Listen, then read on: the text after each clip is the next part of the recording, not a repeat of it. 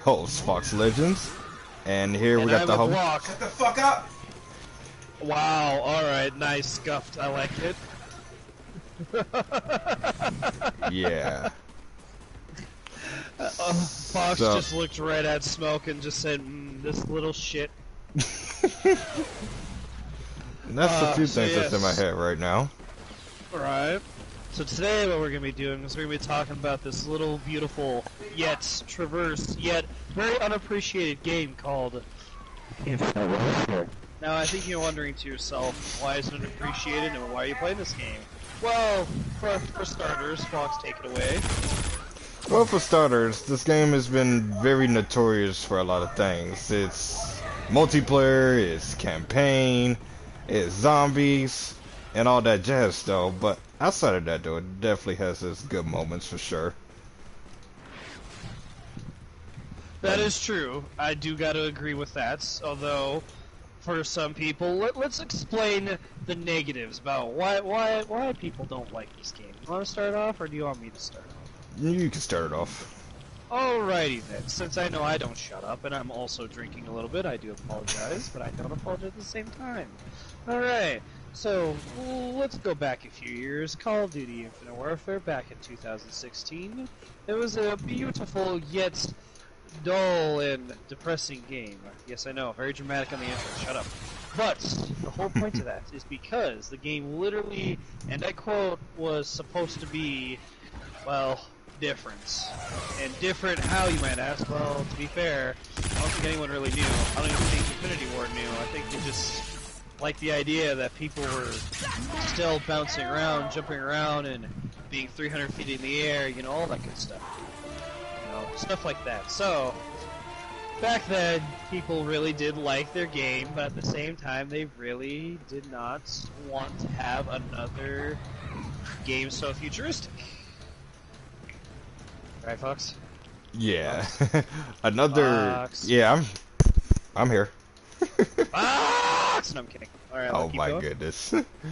Another Not drawback of the aspect of this negativity was the fact was that I guess to them the zombies were considered cartoonish, I believe. Unlike the other Call of Duties that were a bit more realistic, this one has a more cartoonish vibe, which is understandable to some degree, but it wasn't bad. Like, I feel like it's a brand new field for Call of Duty, and they wanted to try it out, experiment it. And though there were some negatives towards it, in actuality, there are a few people, myself included, actually like the cartoonish vibe. Right. Well, and to be fair, too, cartoonish or not, once you break it down to its little basis, which we will talk in a second, it's actually not as bad as people think it is. It's not so cartoonish to a point where it's like you're playing, you know, like Looney Tunes back in action, if that was a video game, actually. Pretty sure it is, I don't know. Or, you know, going back to Fortnite. No offense to Fortnite, but my god, that is cartoon. You know, stuff like that. That's cartoonish. That is what I would consider cartoonish. I don't know about you, Fox, but I consider that cartoonish. As all could be. However though, as much as cartoonish it is, that thing I was talking about, the perks, well, let's talk about one of the cool things. First of all, the Easter eggs. Easter eggs in the Infinite Warfare game, not too bad. Although I will admit, some of them are very, well, if you think about it, in a sense, if we're going to use comparisons, like BO3 would probably be like the best and most common comparison. So you got what? Raven the Red Woods, you got a boss fight there, kind of like BO3, first ever map that we actually had a legit boss fight was Horizon Rock. People love that one. I forgot what I was doing. Oh, right, I was going to do the code thing. Anyways, so, on top of that, we had DLC 2, 7627. We had DLC 2, which was Konoshima on BO3. DLC 2 on here is called Sheldon Shuffle. Almost called it Shangri-La. Definitely wrong. What was the code again? 72? Oh, you know what? We're gonna just press 7. Yeah, I already, it's 7627. I already did one of them already up at the gas station. Alright, 7627. Alright. And on top of that, too, not only not only did we have a DLC 3, and the reason why I'm bringing these up is because in the comparison to, in my opinion that is, in the comparison to those two maps specifically, because they were not just boss fights, but the way how they did it was very collectathons, like DLC 1 for Black Ops 3 kind of needed to have at least one upgraded bow. In Rave of the Redwoods, you kind of needed an upgraded bow. Now that I really look at it, you really did in order for you to do well in the boss fight. You don't need it as hardcore as the zombies Easter egg, but you still would like to have it nonetheless to the point where you don't got a bow, you're kind of like, you know, screwing your pooch on that one. Yeah. Then you got DLC 2. I mean, you gotta admit. Oh man, really gotta admit, my nose is really stuffed right now. But you gotta admit, that's kind of a needed thing. Now, let's skip into DLC 2, Shaolin Shuffle.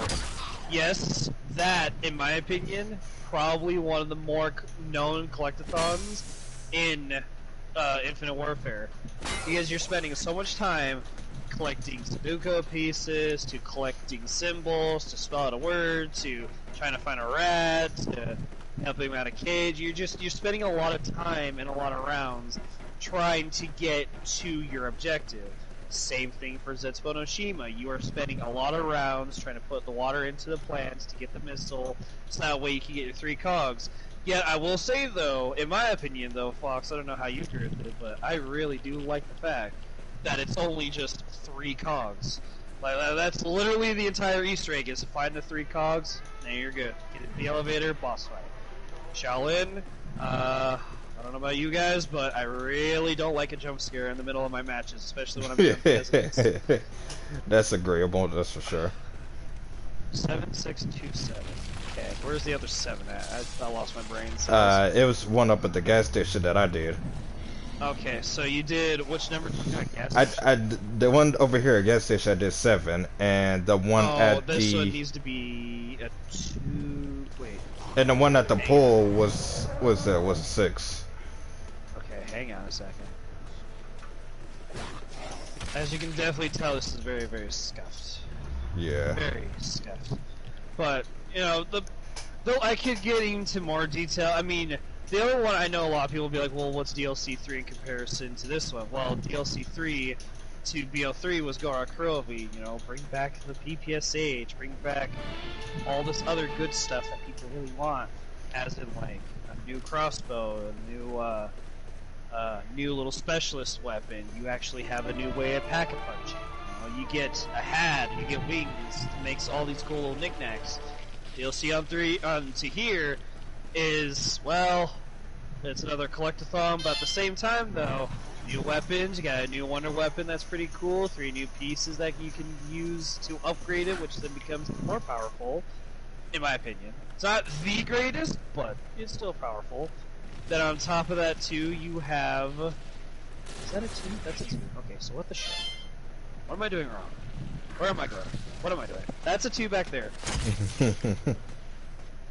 DLC 3 on here as well is you have science. And I don't know about you kiddies out there, but I am not smart. Science is not my thing, math is kind of, but anyways, science on it here takes a lot. However, in Gorod Kurovi, the science behind Gorod Kurovi is the challenges, the 6 challenges that you absolutely need to know. And if you don't know those 6 challenges, well, you're kind of screwing your pooch right there as well. You'll know. I'll give you an example. Try fighting Gersh without him disappearing. Good luck. So you got that. Yeah. Yeah, I know. Gersh is, yeah. At least on here, though, on Infinite Warfare Zombies for DLC 3, Attack of the Radioactive thing, the notorious one that has everyone wondering what the hell's going on. You don't have to worry about Gersh. However, you do have to worry about the fact that you have 4 other things of meth that you have to cook. I'm gonna tell you what now, it's not fun to cook meth when you don't know what kind of meth you're using. Especially if you don't know what tools you're using. Hang on. Why do I feel like I'm missing a 7? Or, I mean, not a 7. I think we're missing a 6. If there's 3 7s and a 2, one of these needs to be switched to a 6. Yeah, the one that's oh, the one somebody did the one at the pool. I fixed it, Yeah, but I had it on the 6 though. Is that one on a 6 now? Okay, cool. There we go. Awesome. Where were we at? We were at DLC 3. Alright, now, DLC 4.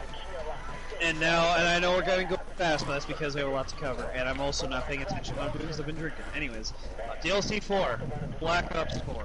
Wait, Black Ops 3. Right? Yeah, you was talking about something dealing with Black Ops. Black Ops 3 and Infinite Warfare. Right. DLC 4 on Black Ops 3 was Revelations, supposed to be the end map of zombies, the be-all, end-all, you know, that whole shebang. Well, as cool and as nifty as that is, we also forgot to get a foot from a green zombie with that hatchet. Did you by chance look on both sides of the paper, AJ? Oh. Son of a bitch. We are scuffed as all can be. Well, it has been the best since we did IW Zombie since it's this map, so. Well, like I said, I've also been drinking, so I'm not. We're also trying to do an Easter egg while we're also trying to chit-chat about this GTR, and I like it. But VO3 in Zombies map, that Easter egg, it's very tedious because the pieces to it are annoying, and you know, I gotta find Sophia's body parts that are scattered around throughout the entire maps that are floating in mid-space, or the ether, or whatever it is, the endless. I forgot what it's called. You have all those pieces, and then on top of that, you have to find some radios, you have to upgrade the Apothicon server, and there's a lot of things that are, like, very unnecessary to most people, but it's a necessary evil nonetheless. Now, while you got those going into play, let's go to DLC 4 onto Infinite Warfare. I'm about to... Uh-oh. Yeah, I'm a little... I don't like where this is... Oh, no, what? I think I did. We don't got the foot. Motherfucker. We also don't have the torso either. Well, the torso, I think we can smack that piggy, but... Then we go on to DLC 4, which is on to Infinite Warfare. Now that, my friend, is probably the easiest Easter egg besides Raven the Redwoods. Raven the Redwoods is just a few things. Or to grab 3 pieces for a picture, and there you go. Maybe Piece from Beyond, literally, you're trying to help Neil not become a bad Neil. As essentially what it is. Pretty much. And it's not bad, it's just, yikes. It can be a struggle, it really can be. But, the whole point of why I'm bringing these up is because, after you've done every single Easter egg, the difference between Infinite Warfare and Black Ops 3 is that Infinite Warfare's Easter egg has a mega boss, or the hardest boss out of every single Zombies game ever, Mephistopheles. Now I'll be honest here. When I hear Mephistopheles, all I cannot stop imagining is going through that damn map and realizing that we were just one symbol away from fucking finishing that one damn fight, but no! I go through the map, and then everyone else had a little struggle fest. It was not fun. That's how bad Mephistopheles is. It's you gotta look it up. It's a pain in the ass. Anyways, so you got Mephistopheles. In Black Ops 3, yeah, when you got your thingamajig, yeah, it's cool and all, but you get the reward is an RK5. Yeah, I know, shocker. It's a pistol. Now I'm not saying that's bad. It's actually really cool. I like it. But at the same time, comparison to what Infinite Warfare is, holy god, it's like BO3. My god. Let me give you an example. See what Fox is? He's got all the perks. See, he's got 19,000 points at the start of the game. He had 25,000. Yeah, that's because when you beat all the Easter eggs, you get the director's cut reel, which, you know, you guys gotta hit that with the pole. You gotta hit it with the pole? No, with the crowbar? Yeah. Anyways, while you beat all the Easter eggs, not Mephistopheles, all the Easter eggs, and grab the reel, you get to have what is called Director's Cut. I have a thing where you literally have 25,000 points at the start, all the perks in the map, And on top of that, every single weapon is pack-a-punch from the box. Now, I don't know about you, but that sounds like a screaming ass deal. Like, that is something that should not be frowned or looked upon in the weird eye. Oh my god, that is a lot of Krogs. Yep, it comes with a free barbecue chicken. Oh my god, yo, you know, barbecue chicken did not sound bad until we had French dips, and now I wish I had more French dips. Well, I do, but at the same time I'm not hungry. But see, now you're starting to see why Infinite Warfare on the blind side does not sound like a bad idea, right, Fox? Like, let me ask you this personally, Fox. If I told you that there was a zombies map out there, and I didn't tell you which one, I just told you a zombies, not even say map, just a zombies mode. And I told you that in that zombies mode, if you did every single Easter egg, and the reward was $25,000, all pack-a-punch weapon in the box, you start out with all the perks in the game as well, or in that map, what would you say? I would say it's definitely a high risk, but worth the reward. See? Worth the reward. Now what if I told you, same dealio, but you get a pistol? And like, it's one of those situations where we could do it now or do it later. Right, see what I mean? Like, if you really think about it, if you're one of those people that are like, I really want to play zombies, but, you know, those Easter eggs don't sound right, I would go for Infinite Warfare, honestly. Pick it up, spend the $60, don't buy the season, or buy the season pass, you know, or buy each individual map, you do what you want to do, but I would highly, highly recommend Infinite Warfare for the zombies Easter egg. Now that I've talked about my side of the story, Fox, do you mind giving everyone the cold hard truth about how this game is? Yeah. So, from my perspective, the Easter eggs are pretty much a hit or miss for some people. You have maps like Zombies in Spaceland, Raven, Rare Woods. Pretty much the go-to easy for beginners, you know, to play and either chill and have fun or just to do the Easter egg and call it a day. Where you have something like Shaolin that's more of a, I guess a mid-tier type of map. It could be either difficult, it could be easy, it could be both. You get somewhere or you get nowhere, and then you have Attack of the Radiator and the Beast from Beyond, which are pretty much the hardcore maps for like those who are looking for a real challenge. Outside of the cosmetic looks of zombies being cartoonish or whatever the case may be, and the guns being a hit or miss in some areas, the zombies itself is not really bad. Like I said, at the end of the day though, it's all of a high risk, high reward scenario. Yes, some of the Easter eggs such as attack is not really, you know, considered something that any person would do off rip though, but at the end of all of that, like just doing all the eggs and stuff helps improve your approach with the Easter eggs in a sense.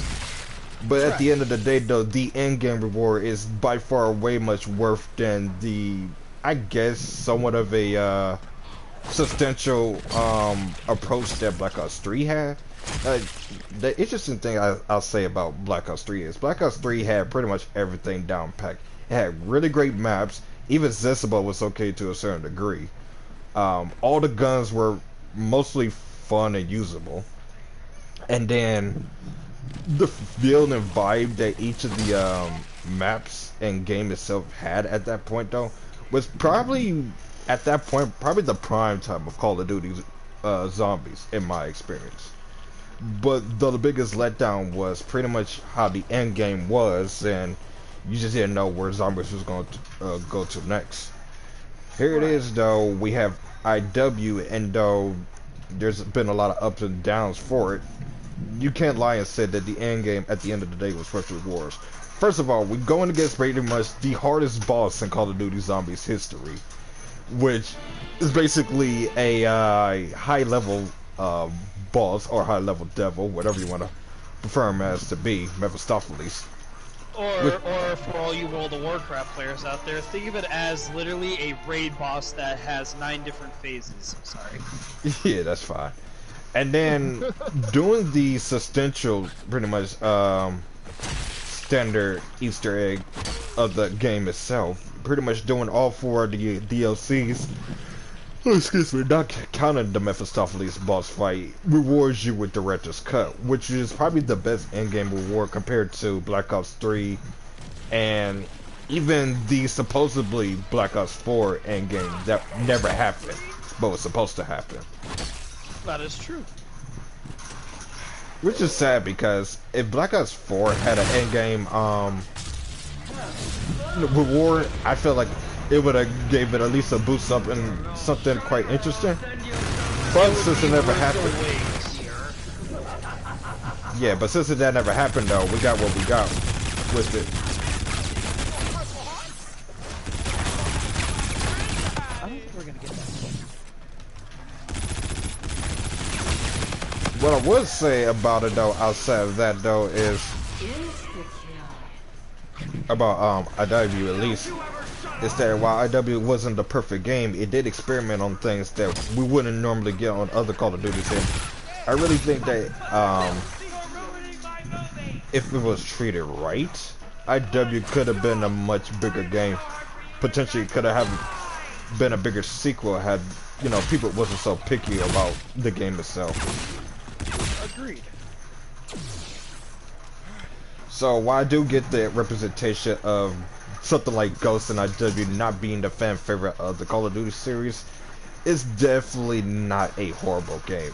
An underdog game maybe, but not a horrible game by any means. Right, I agree with that. So, in all of this to say, like, IW on page may not sound like your cup of tea though, but give it a push on some twists and turns, and eventually, with some practice, IW could be a game that you find yourself going back to on a now and then. Well, and you know, let's also talk about the cover of the book, if per se. On paper, yeah, it literally just looks like it for a lot of people, and not for a lot of people. We'll just say half and half, just to be those kinds of people. It was literally half of it. Yeah, it's like the 03. It literally is just like another Black Ops 3 game that's too far futuristic, too far-fetched, almost unbelievable, shit like that. And then you go straight into the meat of it, and then it's, you know, not even zombies. We'll even talk about zombies. We'll talk about multiplayer on that one. You have so many guns in there. I'm not gonna talk about the gameplay just yet. We can go hours on that one. Yeah. But the guns on there, like you gotta admit, they used whatever ideas they had, and then they try to bring it in from other Call of Duty games. Like, yes, I understand that you don't have the AC on. I understand you don't have the original intervention. But hey, you gotta admit though, they at least tried bringing it back and called it the TF-141. And even then, if I'm not mistaken, that's called what, the Task Force 141? Isn't that one of the teams? I believe so. Was known for that. So if you really think about that, it's not exactly what you had in mind, but it's definitely a nice homage to that team from Modern Warfare 2. Oh my god, I'm gonna snizzle. Snizzle. Snizzle, snizzle, snizzle.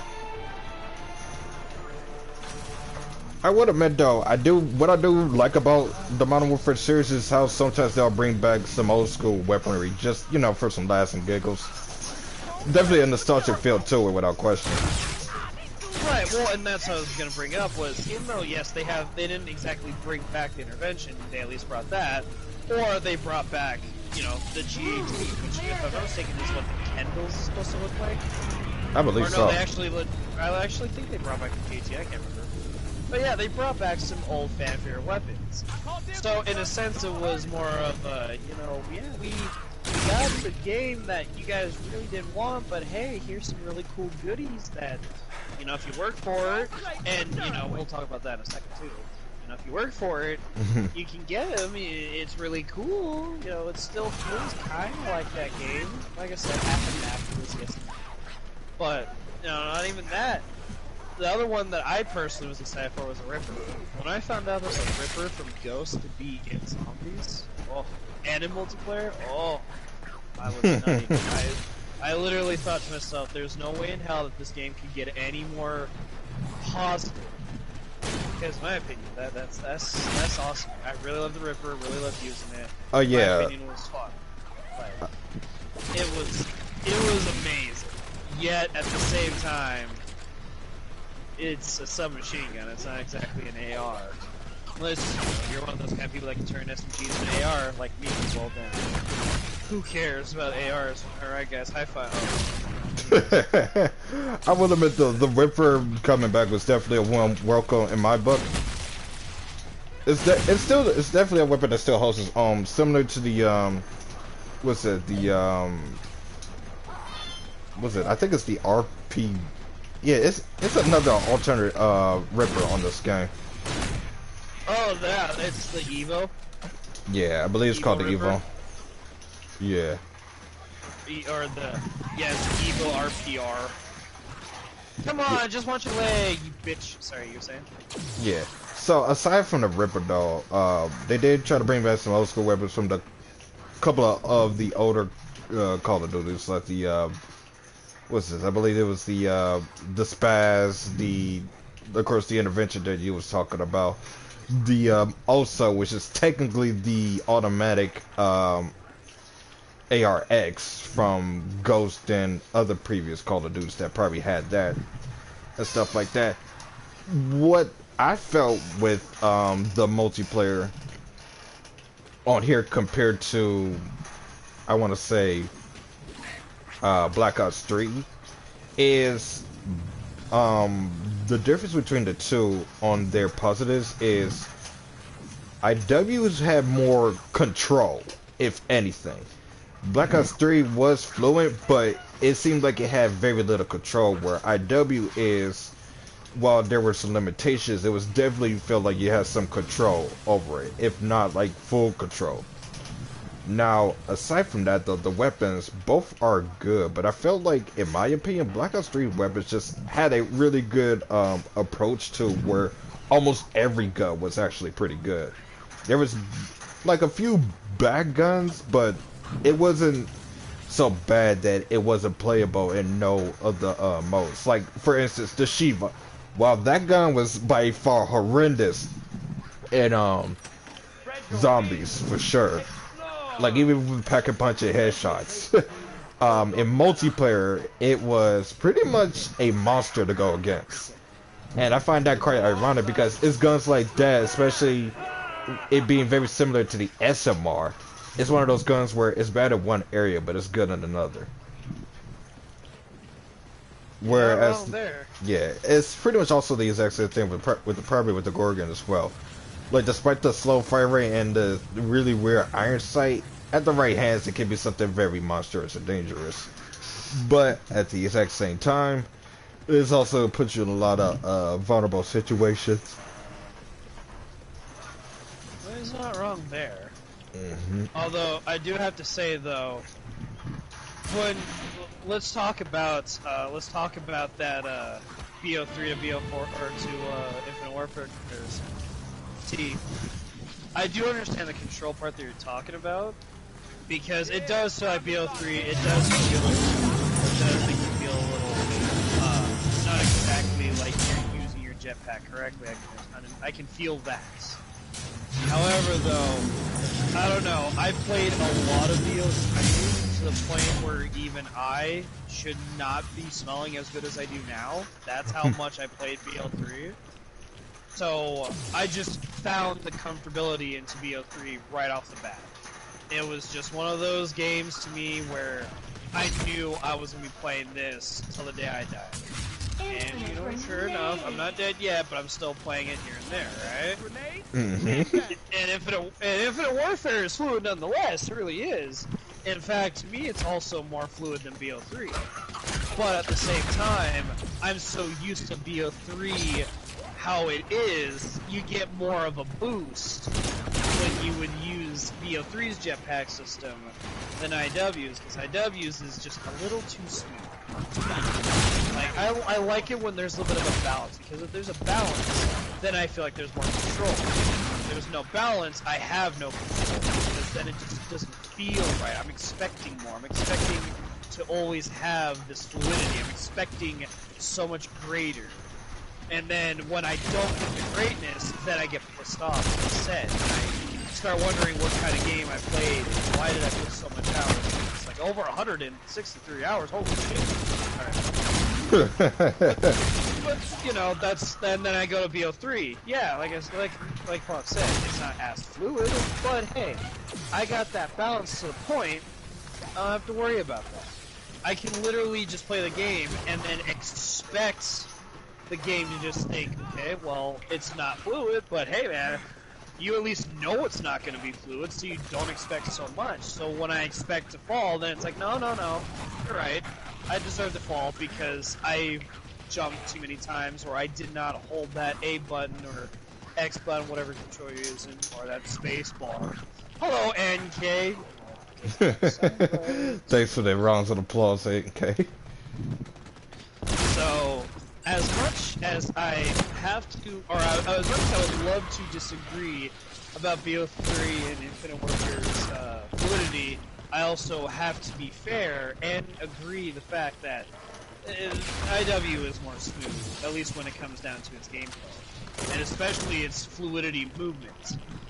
Now, one thing I hate, to me, only to me, and I hope to God only to me, I would hate to have to defend everyone that feels this way.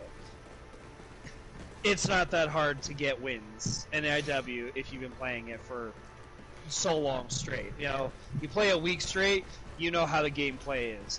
Literally just stay 50 feet in the air and you win.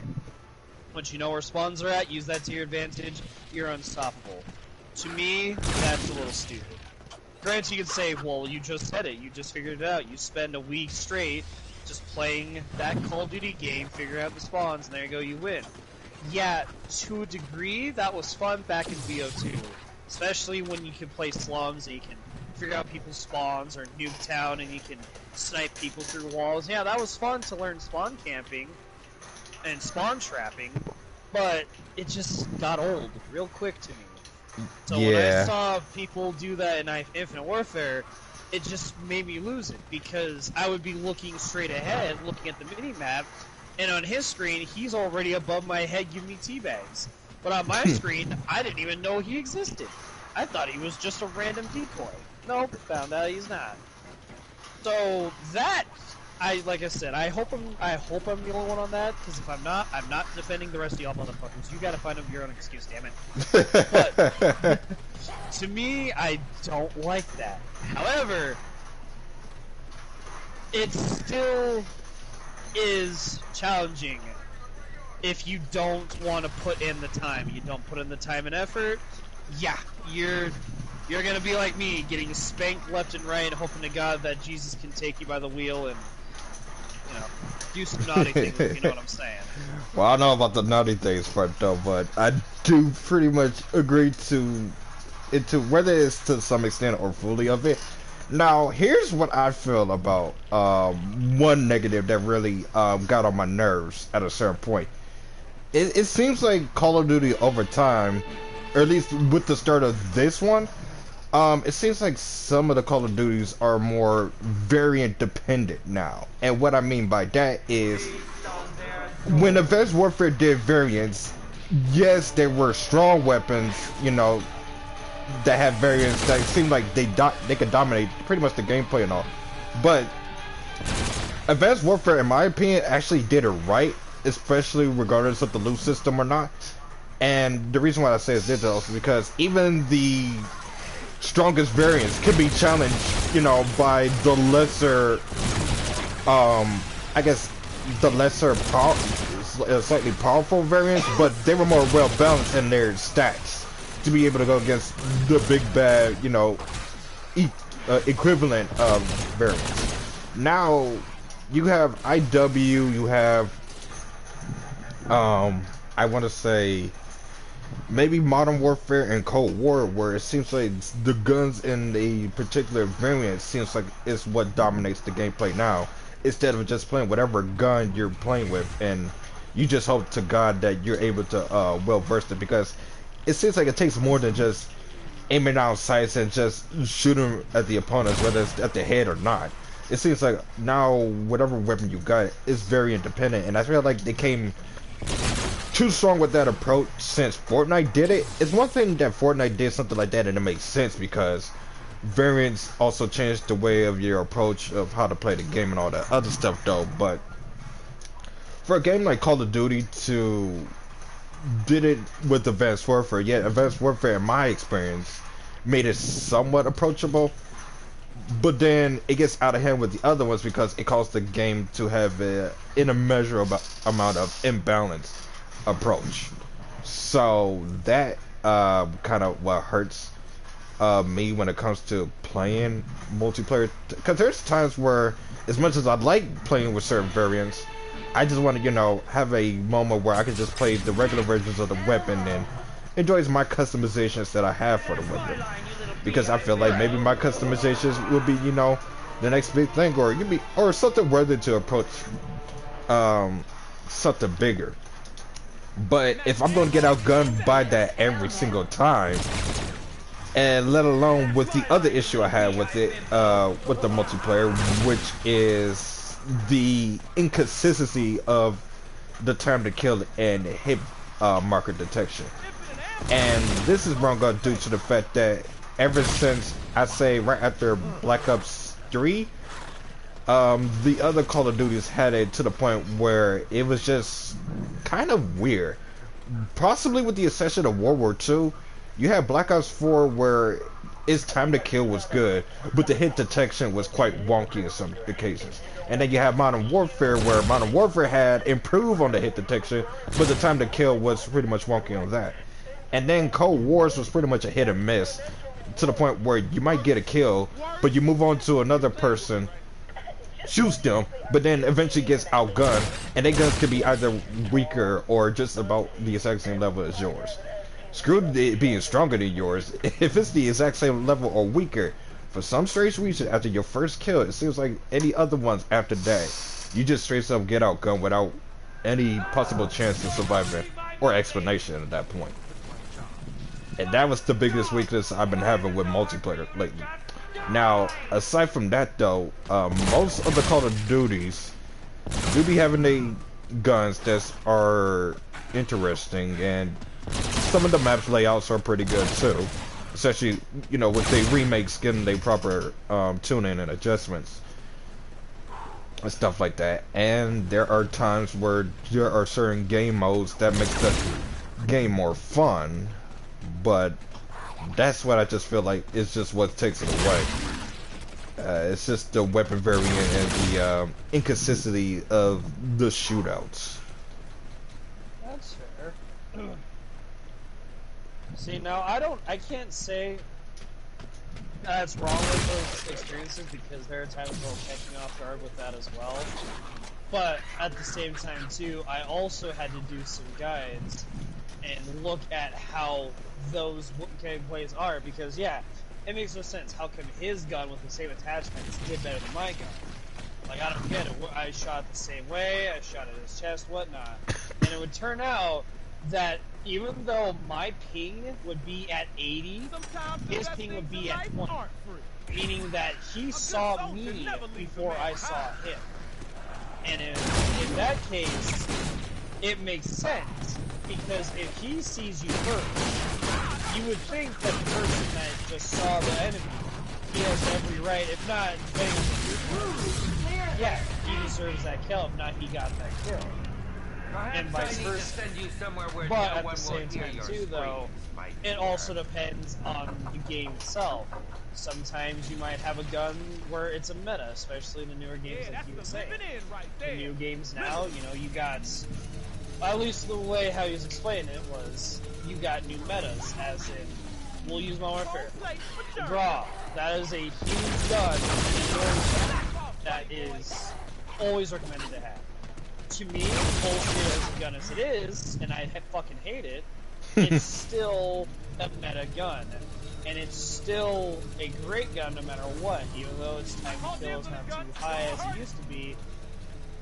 That recoil is unbeatable. You can't beat a gun with that kind of recoil. Let alone you can't beat any gun with that kind of recoil, period. However, though, my issue when it comes to weapons like that is I feel like it's come down to the point where every single game from, you know, I'll even go to BO 2.0, or no, well, I won't even say that, I'll just say this.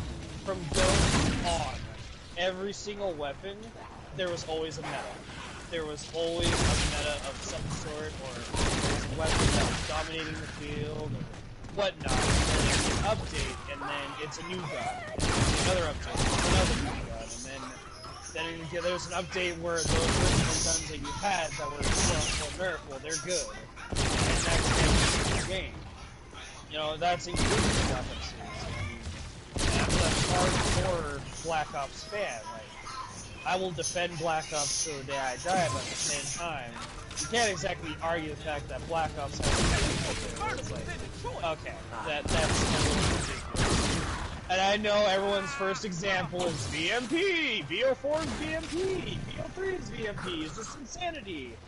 As insane as it is, and as dumb as the gun is, and yes, I know, you don't need a whole lot of skill to get a kill with the VMP, let alone the Vesper, let alone aka the Spitfire and BO4.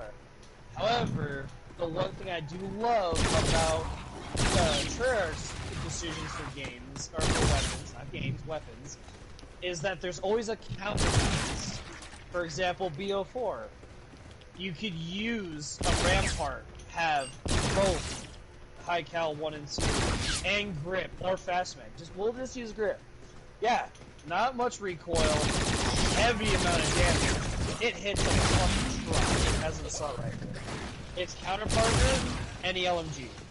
Any LMG because it's got the range, it's got the fast firing rate, and if you put FMJ 1 and 2 on the Titan, oh mama. I don't give a shit what you say. If you know where the enemy is at, and you can know for a fact that wall you can shoot through, which is pretty much in Black Ops 4, yeah, that Rampart's not gonna have a chance. That can shoot through walls and can't penetrate through the wall. Not exactly entirely through the wall, and if it does, it's gonna add an extra 3 or 4 bullets. Whereas the Titan, yes, it's still a counter. It's still a counter because it's literally a badass weapon from one category against another badass weapon. Now the other counterpart to that is a Rampart you're faster with. An LMG, you're literally a tank. Yeah, you might hit fucking hard, but you also walk so goddamn slow. You might hit like a tank, you walk like a tank. Now, let's not even go with apples to oranges on that. Let's go straight to SMGs, and let's use BO3 for example. Okay, fine. The Pharaoh. Yeah, the Pharaoh is not the greatest. You can argue that it is or it's not. We'll just go with its normality and say the Pharaoh is, it's there. It's a gun. Okay, fine. Its counterpart to the Pharaoh, though, oh, excuse me, is the Kuda.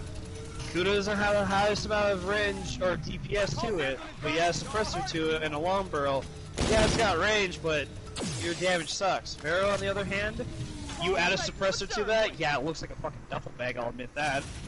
But it's got more range, if not just as much range, with only one attachment, leaving you that one extra attachment to do whatever you'd like.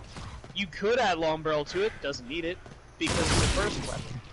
The Kuda, you put long barrel on that, you're losing even more. Or you're losing 1 or 2 points of DPS. Add a suppressor to that, losing even more DPS points to that, making your time to kill on that Kuda even worse. Whereas the Pharaoh, you only need a suppressor. The barrel on that already is extended long enough for you to get those hits. Like I said, yeah, it's a duffel bag, so it's gonna be a little nauseating for you to look down the barrel and to not, you know, move with the gun. But it's still got that range to it. Slap on a reflex suppressor, put on Ghost class, there you go. You're a deadly SMG class that needs scavenger. But, you know, like I said, there's always a counterbalance for Black Ops. All the other games, they have a counter, but it's not that strong. Infinite Warfare, for example, what, you use the Titan on that gun, there's a variant that makes you run fast, there's a nuclear variant on there, yeah, 75 bullets, and then put a suppressor on there, no, that's dumb. Especially since every single weapon in Infinite Warfare can have a suppressor, and it doesn't need one. The suppressor is there just to make you silent. Without a suppressor, you don't need to worry about recoil, especially if you're 50 feet in the air. Recoil is non-existent to all weapons. And you can't argue with me on that one, because I don't know how many goddamn times I have played it, and I've seen people, even with the goddamn Oni pistol, no recoil. And that thing has recoil in zombies. You hold that thing for so long, it just goes everywhere. Everywhere. But, you know, that's also another thing of comparing apples and oranges, zombies, multiplayer to the things. But, point is, Infinite Warfare's weapons like to make it to where it's easier. And I would know one person who I used to play with back when Leo 4 was a thing. He always complained that Infinite Warfare was just so much easier than any other Call of Duty game out there. It was the best because literally the weapons had no recoil. And he even said all weapons had no recoil. Now, I'm not opposed to a game being easy. However, I am very opposed to a game making it completely easy and then saying, we don't know what's going on. That, to me, you know what's going on, you just don't want to admit your faulties. Which, you know, BO4, for example, for a lot of people, I can agree with that. As much as I don't want to, I still see BO4, yeah. So, to me, what we talk about the zombies is fun, but at the same time it's got its ups and downs. Multiplayer, it's got its ups and downs. Let's talk about its campaign. Unless you still have a lot more multiplayer you want to discuss, then let's keep going on that. I didn't have any more for multiplayer. I pretty much said what I said, Roy. Oh. Now, okay, now, my point of view with the campaign is, out of between, let's see, Ghosts, Advanced Warfare, let's see, it's between Ghosts, Advanced Warfare, IW, and World War II. This might be a shocker for some, but I actually think IW had the best campaign out of those. Why? Oh, and the reason is that some of the characters was you actually sympathize with them and their actions. And then of course one of the main reasons, of course, you know, Ethan was the best guy / robot. Like that. He was the best bro. Yeah, it's like Gears of War's dumb, but as a robot. And, you know, sorry to interrupt on that, but realize, guys, if you're gonna use that as a comparison, Gears of War 3 campaign games for you to be like, no, Dom. Infinite Warfare took one game, and they made you fall in love with Ethan right off the bat. That is true. And then as soon as you lost him, you knew you were hurt. So if it only took them one game to make you feel sad, yeah, it took Gears of War 3 games to make you feel sad like that. Nah, man, you can tell one company was doing something right than the other one. Yeah, but Gears of War, two different things. Yeah, but I would say that the only reason why Dom was more justified was because Dom was one of those legacy characters that had a long history. Well, that's what I mean. Like, it took them 3 games. If you play the first one, it's like, okay, yeah, it's Dom, he's your buddy. Cool beans. Second one, okay, yeah, he lost his wife. You know, sucks for him. Third one's like, oh, that's not our brother. That is like literal family. Right. Oh. That did not sound like a happy laugh. I just let everyone know that was not a happy laugh. Or an evil one, now that I think about it. Is that what you were saying? Yeah, but aside from that though, the story, while it wasn't, I would say, the strongest in the series, it was definitely the strongest out of the underrated Call of Duty storylines. I would say for sure.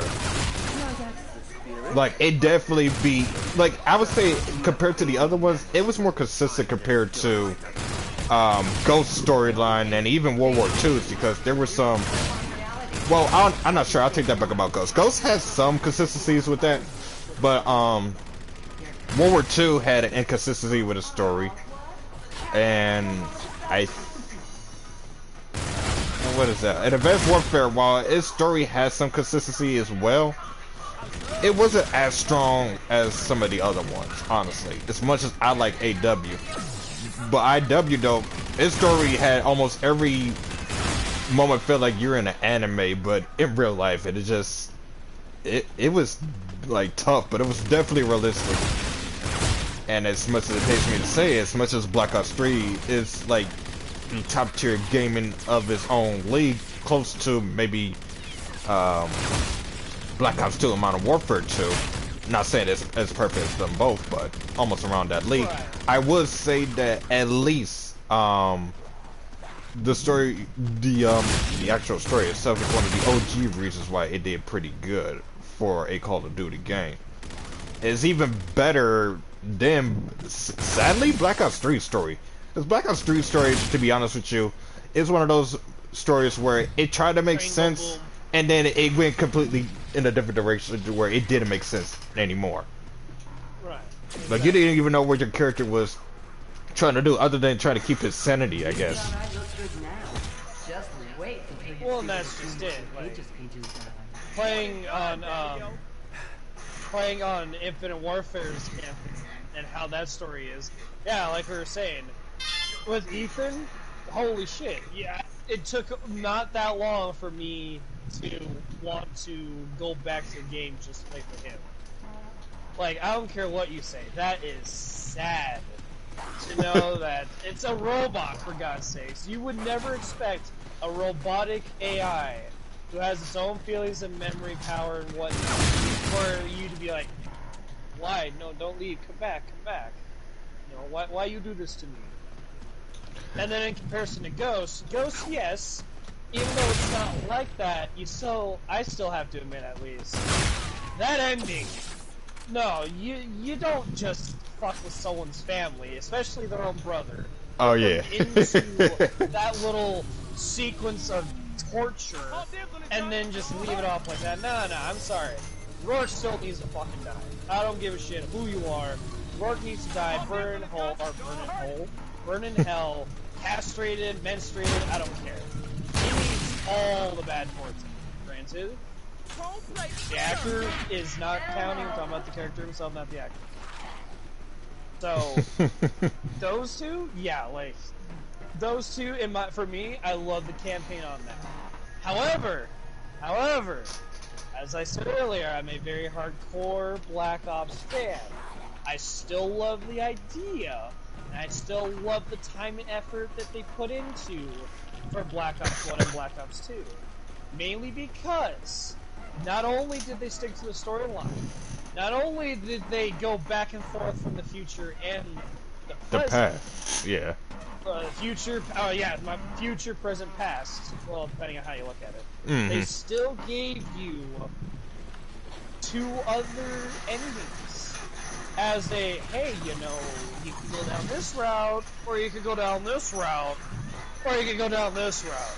Actually, yours. You're like, sorry about that. I was about to say though, actually on an interesting note, compared to all of the other Call of Duties, Black Ops 2 had the most in the series. Like, you can pick 9 endings with, like, 9 different outcomes. And about 2 or 3 of them were good, while the rest was like, wow. exactly. Like, that route went completely dark. And I feel like that's why people like Black Ops 2, like, when it came to campaign-wise, because you had many options to approach how you want the story to start, you know, where to turn and how to end. Like, there was no wrong. I mean, yeah, there was wrong turns, obviously, but when it came down to, like, your emotions, how you felt, how you played, it was, there was no wrong turn. Nah, I like Infinite better for story, multiplayer, and zombies. See what I mean? It's a half and half. Mm-hmm.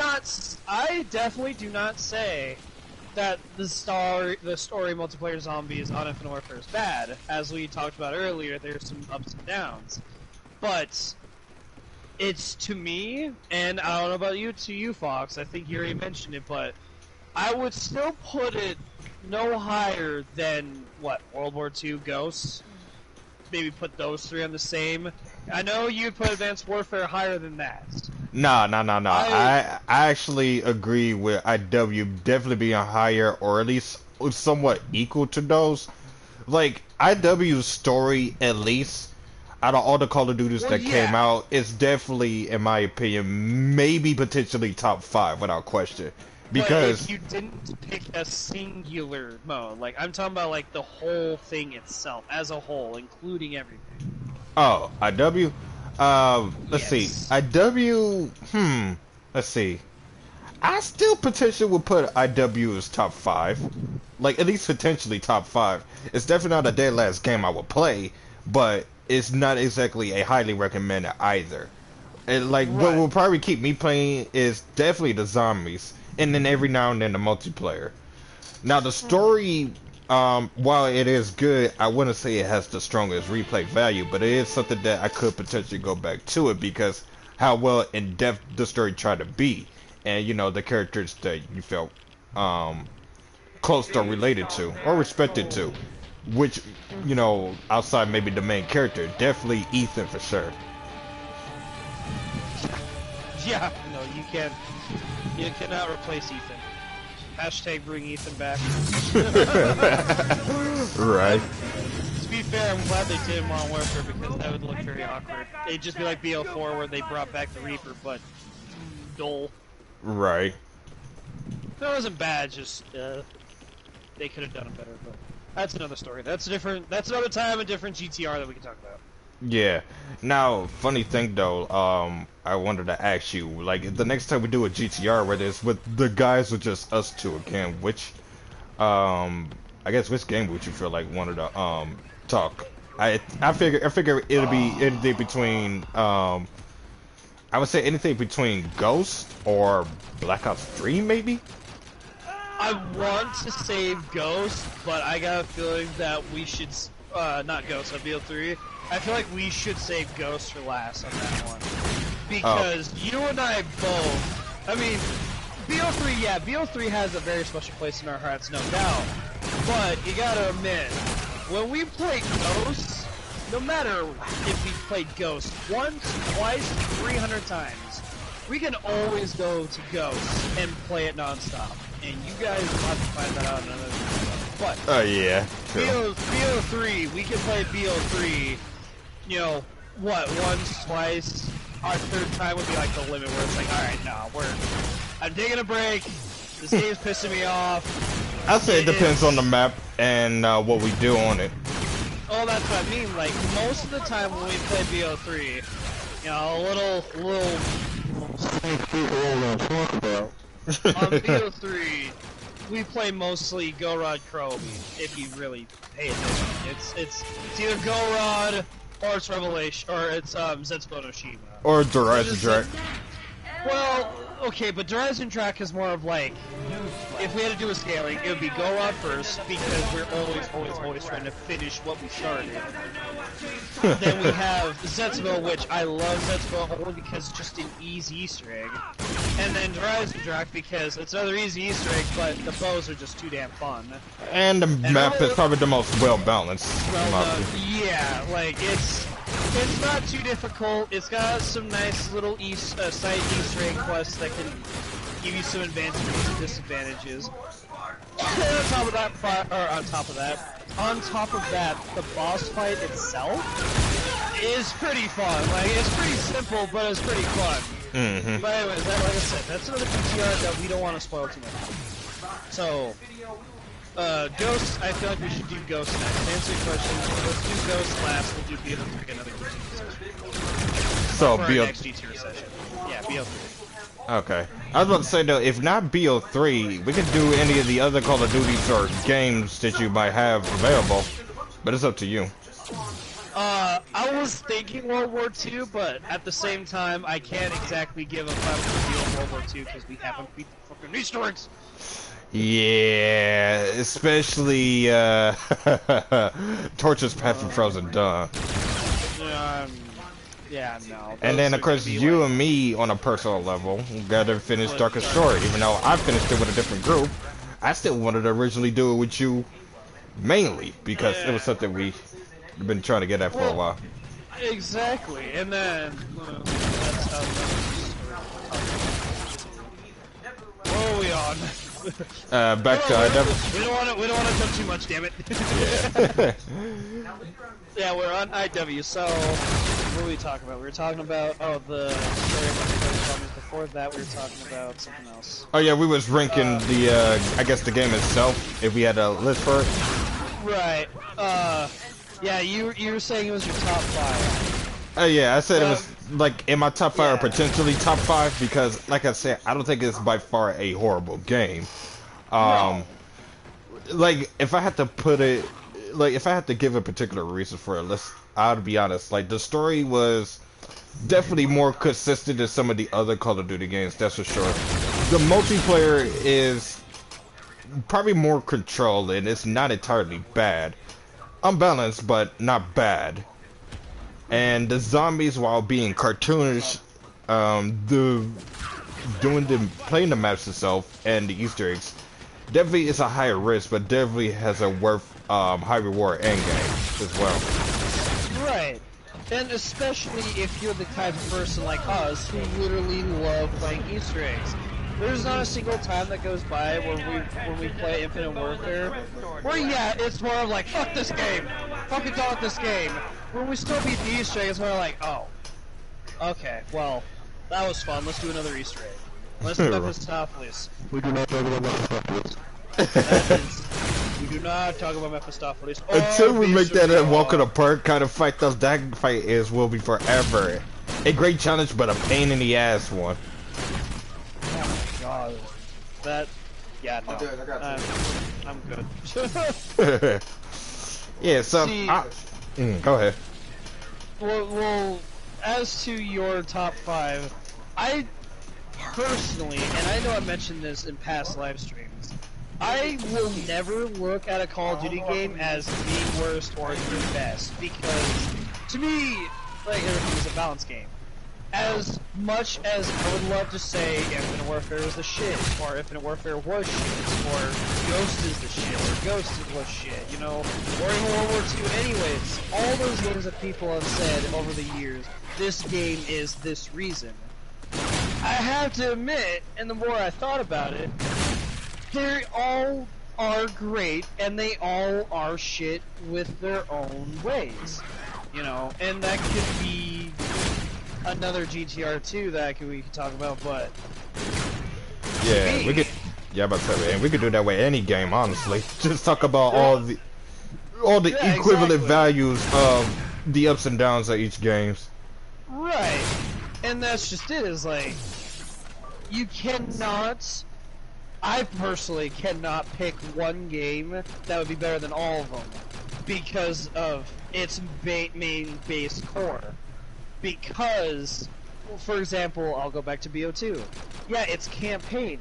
Very beautiful. Black Ops 1, Black Ops 2 campaigns, very beautiful. Zombies almost felt the same, yet they were still nice and easy.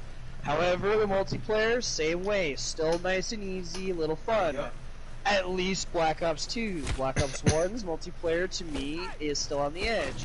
But that's also because I did not get into the multiplayer, I got into the zombies.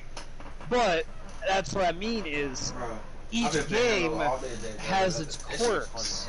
Each game has its ups and downs, like Fox said. So even though, yes, like, perfect example, Call of Duty... I swear to God, Smoke.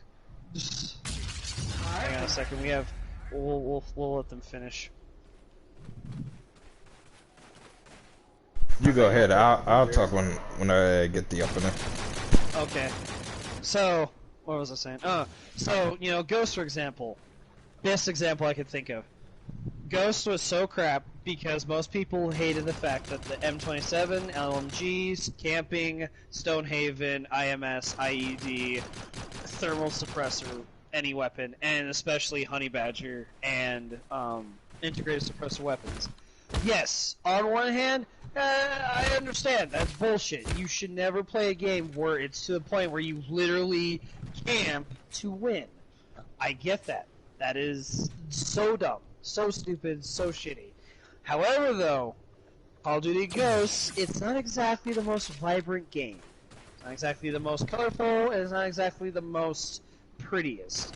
So, to use the Ghost camo and the weapons to the advantage of every map, okay, I shouldn't say every, because there's some maps where, like, Showdown, fine. Yeah, you can't exactly camp very well. You can camp, but not well, to get 30 plus kills. But most of the maps in Ghosts are just dull or gray or they match in with some browns and some shades that are just not pretty. Nothing that would catch most people's eyes. And if you're one of those people who like to theory craft on how your weapon is and the playstyle, yeah, Ghost could be like a 4 KD for most people because they sit in corners and they wait. Like I said, I understand that to most people are like, that's bullshit as fuck and that's dumb. It still gives the people the advantage. It makes those people have a higher KD than than everyone else. They're still smart enough to know that if I sit right here in this corner, 3 other people are gonna show up, making me smarter than those 3 other people. Now, that's Ghost. Infinite Warfare, yeah, it's, you know, and I keep bashing on it, it's just like a BO3 game. However, though, like we kept talking about over and over again, it's high risk, high reward. There's no way in hell they can play another zombies game without thinking of, oh yeah, I love getting 25,000 points to start, pack a punch weapon and all the perks. No other fucking zombies mode will ever give you that. Of course you can say, well, Cold War has those little quirks with the upgradable perks and tiers on whatever weapons and whatnot. Yeah, that's cool, it's a nice addition. But when you beat those Easter eggs, once they get done with all those Easter eggs, what's the reward gonna be? You got tier 7 on Juggernaut, you now can fly. What? Okay, I guess that's cool, but I still have to spend money. I can't start with Juggernaut. I can't start with a lot of points. I can't start with anything cool that makes me feel like I wasted all that time and energy and experience and whatnot just to get the coolest thing. It just feels like I earned it, yeah, but it's not something I can show for until later on. And some people, they don't stay later. They really don't. And on top of that too, it actually feels like most of the population for Call of Duty players are not playing Cold War as much as expected. So if you play a match on, you know, for example, Machina, and you want to show off your cool tiers, more than half the time those 3 people are going to leave before you even get to show off what your tiers of those perks are. And even then, some of those people already have it or they don't care. So, again, Infinite Warfare, zombies, high risk, high reward. Any other zombies mode out there? Yeah, it all depends on your person. Alright, Foxy, you can say something now. I feel kind of like I'm talking to myself in the dark. Yeah, hold on one moment. Okay, well I'll keep talking then. What's another thing? Ghost mostly sucks, but it's not good or bad. Okay. I'm going to. Well, I don't think you're in here anymore. I'm going to. I kind of want to mention that too. Ghost.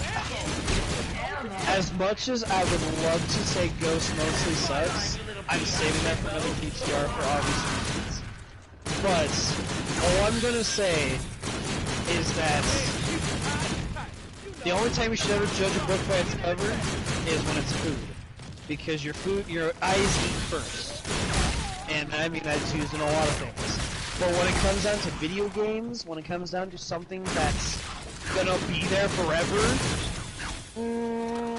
I think you should judge it not by its cover, but by its guts. That's all I'm gonna say.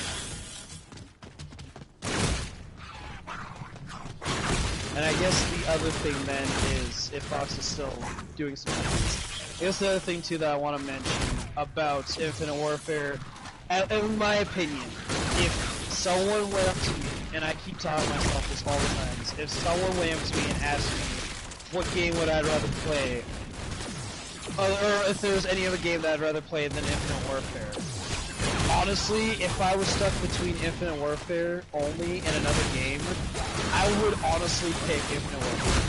Mainly because Infinite Warfare, even though yes, I'm only a level 134, not exactly max level. I didn't have all the Easter eggs, yes, I understand that. Mephistopheles is keeping going. I would at some point want to be one of the very few people in the world that could say I have solo Mephistopheles and did it without going down, lost no perks, anything like that. Because to me, that would be the greatest challenge. And I would be A-OK spaghetti with it. AFK spaghetti. A-OK spaghetti. No, Fox, since I did a lot of chit-chatting, what's your mindset? So, pretty much after hearing everything that you just said, I'm kind of on the exact same page with some of it. If I was to give it a rating, let's see. I would honestly say it'd probably be like a 6.5 to a 7 out of 10. Only because, well, it's definitely not a very, what is that, overpopulated Call of Duty that you hear a lot of people will talk about. It's definitely one of those hidden gems where you find yourself playing it because you find yourself nothing better to do, or you just, you know, pretty much at a looks and run or some shit like that. It's literally something on the shelf if you're bored. Yeah, it's definitely on the shelf that you're bored, and you find it out that it's actually not as bad as you think. Exactly. So, all in all, on my perspective, IW is definitely a game worth checking out, but your dedication for it is up to you at the very end of the day. Right.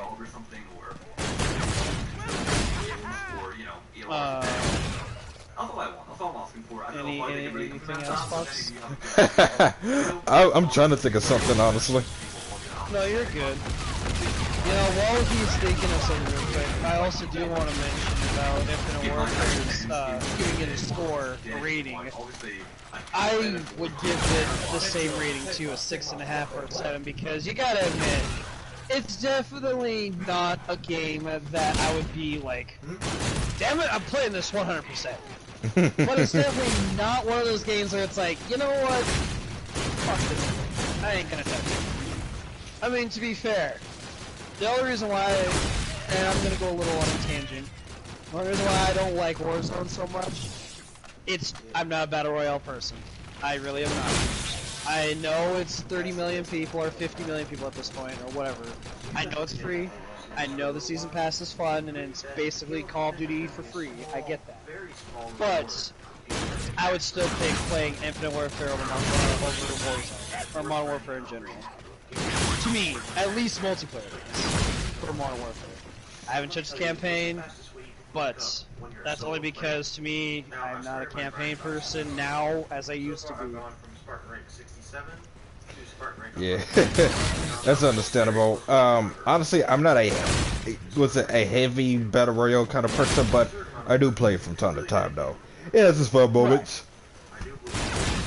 Like every now and then, I might be down to play it, but you'll definitely see me 9 times out of 10 playing a first-person shooter game other than Call of Duty, maybe Destiny, maybe Borderlands, maybe Rogue Company of some sort. But you know, not too much on the on the battle royale kind of games. Exactly, something that, at least, you know, if you've been around here for so long on Fox's channel, you'll know that he plays almost what feels like almost every game out there. Yeah, but pretty at the much. same time, he sticks to mainly Call of Duty when he's free. Because, well, that's our fault. That's kind of our fault. Because most of the time it's like, hey, let's play a game, and what is it? Oh, zombies. Oh, what kind of zombies? Play BO3. Ooh, what a surprise. That was just something that I probably would have done, regardless of the fact. I think it's just because I've been so deep within the shooting genre for CA so long that just became pretty much became second nature for me. Right, that's true too. We played zombies for so long that we just, it's something fun, it's nice, it's enjoyable, it's entertaining. You know, it's something that we all can, on the same mindset, be respectful. Now, oh yeah, let me say something. yeah, go for it. Yeah, 9 times out of 10, if you see me play something like this, you mainly would see me play pretty much either multiplayer or zombies. When it comes to zombies, it's either just going for, you know, just to play or high rounds, or even sometimes Easter eggs. Right, that is true. At least nowadays. Yeah, so just note that when it comes to Call of Duty, I do play on a variety level. It just kind of depends on the feel and who I play with. Well, and that's just it too. Is you'll play with me, and it's almost 9 times out of 10 it's an Easter egg. Like, and that's mainly because that's your fault though. Because had I not met you, I would not have done or gotten into Easter eggs. Or Yeah. Miter. Yeah, we also blame Miter because Miter was impressed Miter was impressed on my approach on how I could pick up on the Easter eggs and stuff like that, and it was just like, oh man, this dude cool. Like he has notes too. It was crazy that I met you through Miter. Right, like that was the other thing is. A little quick story on that. We literally found each other through our buddy named Miter, who I met Miter through a streamer a while back. And he was like, yeah, I got this dude on Infinite Warfare that says he needs some help on an Easter egg. I forgot which one it was. And we're like, okay. I was like, okay, sure. I think it was Attack. I was like, yeah, sure. I know how I'm doing. And I remember helping Fox out. And just from that point on, it was just non-stop Easter eggs and non-stop screaming left and right on every single one that we could find. Whether it was Infinite Warfare, World War II, Cold War, Black Ops 3, BO4, BO5. Yeah. We've been doing a lot of Easter eggs, and some of them we did pretty good on a very good tag team level. Been too many, pretty much almost every Easter egg that we can get our hands on. Exactly. Well, not even then, like, sometimes we play multiplayer, too. And on the multiplayer, it would be a toss-up, depending on who gets pissed off first. Yeah. Like, out of all the Call of Duties that I play, I can pretty much hold my own on all of them, but the one I'm at the strongest currently, and still, is surprisingly, Advanced Warfare. Although, I'd probably have to see how I am with Black Ops 3, because it's been a while since I did multiplayer on that one. Right. Okay, so let's go back to the GTR again. We kind of went off course on that. How would you... We talked about the story, we talked about the campaign, and we talked about the songs. We talked about it on whole. Now, let me ask you this way, as nice as possible. What the fuck? No, I'm kidding. When you play Infinite Warfare, and when you've been asked to play Infinite Warfare, this shit make me want to grind Halo if we get on. is there points in time where you really want to just say, you know, I really just don't want to touch it? I'll be honest with you guys, I don't want to touch it. Like, because I would be honest, when you and Miter play Infinite Warfare and you're like, hey, you want to do this Easter egg?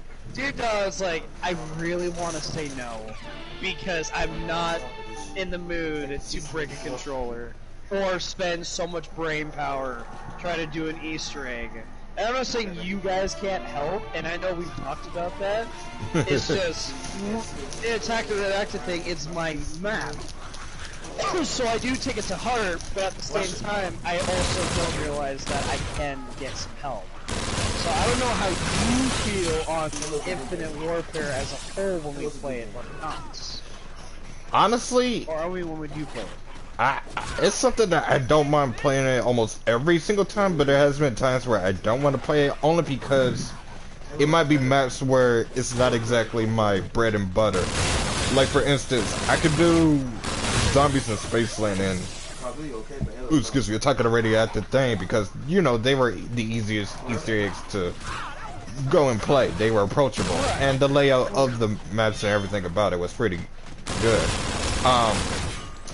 But maps like Shaolin Shuffle, Attack and the Beast Easter eggs though were a whole different story. Like they maps where I know twice. Yeah, my bad. And Beast.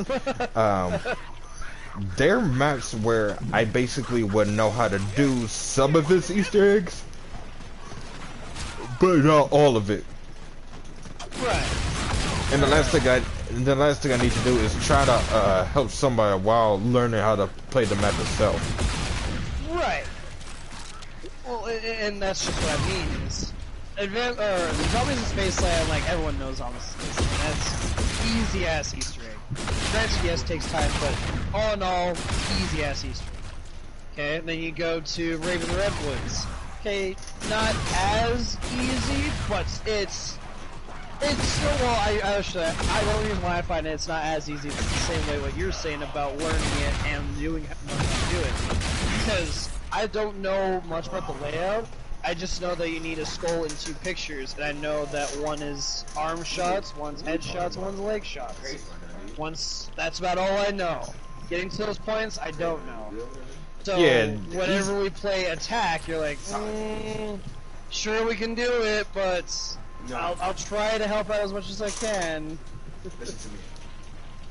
Yeah, playing with somebody like you and Bonjour kind of got me to the point where I know how to do nearly almost everything. Although there's still some areas that I'm still like in a green light in. So. Right. And yes. That's just it. That's just how those maps are, at least towards both. Because I can agree with that. That's also how I feel on some of the maps as well.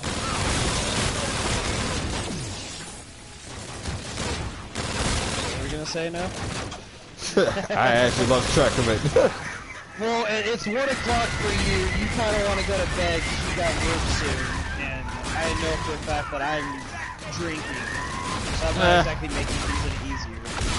I can still stay up, honestly. I mean, I'm a little tired, but I ain't that kind of tired. Right, fair enough. Where is the pocket bench? I know it's somewhere. It might be at the, it's at the diner. Mm-hmm. Walked right by it.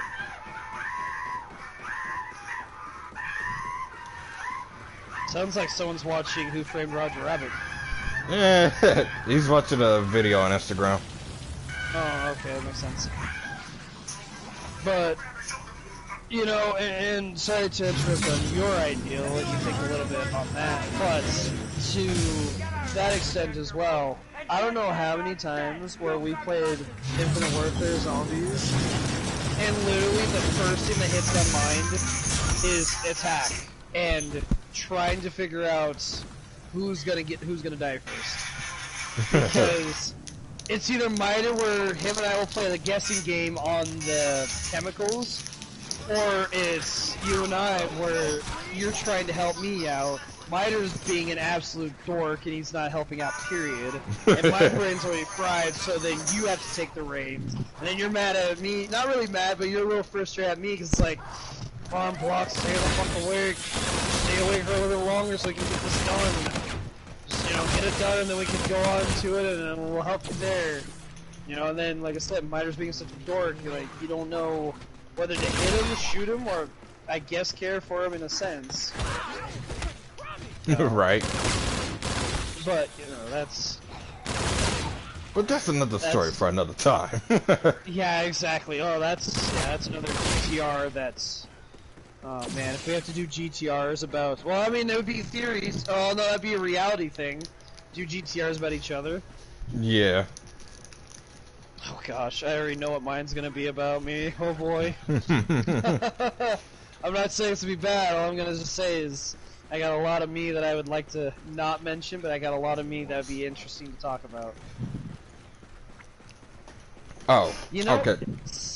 what? Go for it. Go for it. Go for it. Yeah. So for people that don't know, what GTR stands for, or what GTR is in general, it's a new type of series that surprisingly I decided to come up with, and it's basically talking about games, theories, and realities. And Not this, to be confused with GT Racing. Sorry. yeah, it's not a racing game. It's not a reality show or anything like that. But it's basically a topic series that might involve with the games that you are currently seeing us playing right now, or anything else in that genre, along with some theories and real life situations. Right. Well, and to be fair, if you guys come around this channel for a while, you'll know that we like to do the Easter eggs, and that's about mainly it. That's mainly what we'll do is Easter eggs, at least with Fox in a group. If Fox is playing by himself, it's usually Naruto, Mortal Kombat, or Destiny. Sometimes he'll play the Call of Duty games here and there. But, like, you never really know, like, what we're trying to say when we're not being focused. And then when we do try to say about stuff when we're not being focused, it's usually shit that we try to be as entertainment. Not entertainment as what we're doing, but it's more like Miter and I bitching at each other left and right, or Fox and I bitching at each other, or Fox and Miter, or Ham, or whoever's in our party. We like to make fun of each other. Yeah. Stuff like that. We don't bring in the personal shit as hard as what this GTR series is supposed to be. Yeah. So in short and in reality, GTR stands for Games, Theories, and Realities, but we call it GTR for short because this is a much more simpler title. And what brought up this idea, ironically, was the fact that me and Block was playing Ghost, and it seems like almost every time we play Ghost, let alone Extinction, we always bring up topics about, you know, some theories and some crazy ass realities that we think could be possible or is possible, to the point where it's just like, wow, okay, so you know what, since we always seem to be doing this as a thing whenever you and me play, or whatever I be playing with you and the friends in general, might as well do a topic series based off of this kind of vibe we got going on right here. Or we play games where we might do something serious, or we might just be playing for fun, but we'll talk about the game that we either are playing or other games while talking about theories and realities, if we ever get to the reality point of it. Wow. You know, it's funny. Nice segue. It took fucking 87 minutes for us to get to this part. Yeah, we should have explained that on the introduction, No, but that's good because we went right into the meat of things. right. And, like, that's awesome because we literally went straight into how we're gonna do it, and then we got into what's the whole thing with GTR. Because then now there's another thing that we can talk about. Yeah. The whole point, like Fox was saying, was games, theories, and reality. Because if you watch the other streams of mainly Extinction, we're literally talking about, like, well, what's the theory about Samantha and the Dark Aether, and why is she there? Like, how did she live? The original one that I can think of is why Samantha, or how Samantha got those things. And obviously the most common one is she went to the Dark Aether DLC 1 for Firebase Z. When she went there for so long because time is irrelevant in a Dark Aether as it is in the regular world, she found them in a Dark Aether from DLC 4 Black Ops 4 Technic Totem when they got launched into the Dark Aether. She found them and just had their stuff. She grabbed them, it was just lying there. They're possibly dead, or they morphed into what is called the Orda, you know, shit like that. Along with those, that's what the theories that I can remember, and that's kind of what Fox was getting into was, we literally bring up these random ass theories, and we can go on tangents for it. And it's fun, because we literally, it doesn't have to make a whole lot of sense, which is the whole point of the theory. Y'all are scientists out there, you know what a hypothesis is. It's kind of what we're doing. thank God we didn't do GHRs because people would be so lost. Games hypothesis. Yeah. I And mean, realities. yeah, I ain't gonna lie though. The Call of Duty conversation, let alone the Samantha ones, was definitely one of my favorable ones that we had, and it was an interesting one as well because of the fact that it was with Black Ops Cold War's reality on the Dark Ether universe. It kind of expands on what both sides of the ethers are or were and what they could be. Like basically, I remember in one of our conversations, I was talking about what if the Dark Ether, I guess, was something more than just the Dark Ether of some sort, or what if the Ether, light, and darkness were at one at first, but yeah, but I guess disturbing them, I guess through Samantha and all the OG characters, adventures may have tampered with it in some way. Now it wasn't like for word, but it was something around that much to the point where it kind of built up to what GTR could have became right then and there, but it wasn't a full-on vibe of it yet. But that probably wasn't later until we did like a couple of ghost extinction maps, and then we just got really into it. It was like, okay, dang, you know what? Because this seems like to be like a really good exclusive topic, and we also get views for doing something like that too, playing older games that you don't see a lot of people play. Along talking to something like this, it was just like, okay, so you know what? Let's do this series I came up with. I want you and a couple of other homies to, you know, join in whenever the chance was. And it was like, okay, yeah, the series is called GTR, Games, Theories, and Realities. And surprisingly, Block thought it was a good idea, and some of the guys too, so we went with it. As for the schedule, it's not a set schedule exactly, but it seemed like the vibe I'm getting is we more likely might try to do it around the weekends. Maybe Friday, Saturday, or Sunday, but it seemed like anywhere between Friday through Sunday might be a good time. We could try it during the weekdays as well, but there's no guarantees on that. Some of us work, and it's a hit or miss. Well, we don't exactly have a time period where we just play period. Yeah. Like.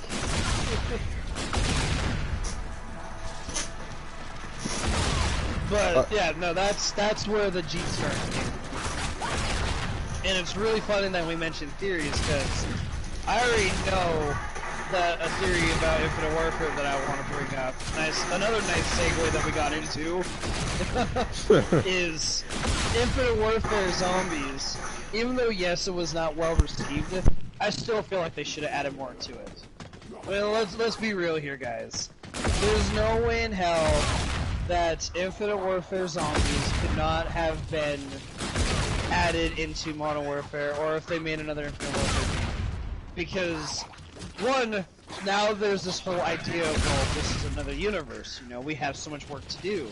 Okay, well, if we have so much work to do, what more can be done? What other universes are there? Is there even another universe? Is this the only universe? You know, and you can go on so on and so forth.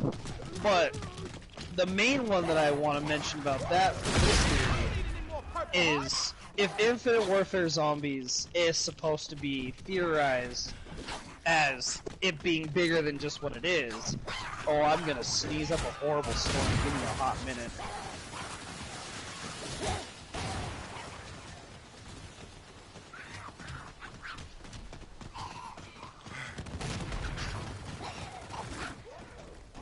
Oh, excuse me, that hurt. That took a lot of my brain power. You okay? Yeah, I'm fine now. Holy crap.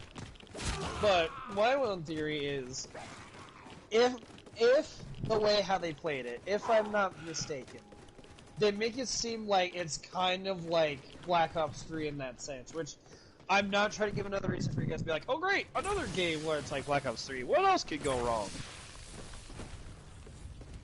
I feel you. I'm also trying to imply the fact that maybe there really is another universe, if not multiverse, that can be brought from Infinite Warfare's universe, what it is, like Zombies in Spaceland, Attack Redux thing and whatnot, and they just put in another reality, kind of like Willard Wyler. Maybe there's multiple Willard Wylers. And like I said, I know what people are thinking. It's just like another Black Ops series. They're literally doing a copycat. Yes, well, in a sense, if you think about it, you could be original and, you know, it flops, or you could kind of follow the, or whip the dead horse, as what people would say.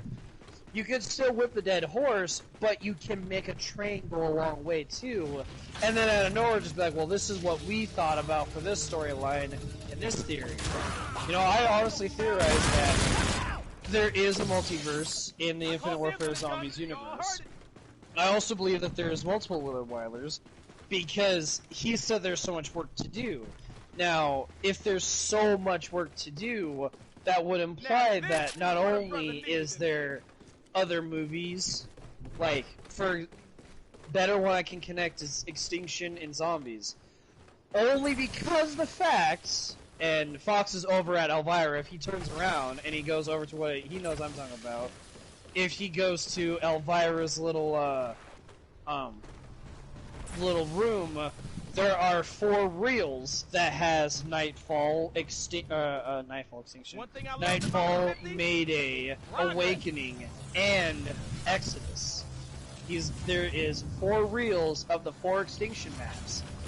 I would not put it past me if they somehow try to connect Extinction with Zombies, I mean, as in, like, one whole universe. Granted, you could say, well, Beast from Beyond. Beast from Beyond is a movie, though. I'm talking about, like, Extinction. Like, Extinction is its own universe mixed in with Zombies in another multiverse. Instead of being, well, that's just a movie reel, it could be, oh no, Extinction literally is a legit event that has happened that we recorded in the past and that is brought to the future. And if that is the case, that would explain the movies, because, well, at least it would explain Beast from Beyond.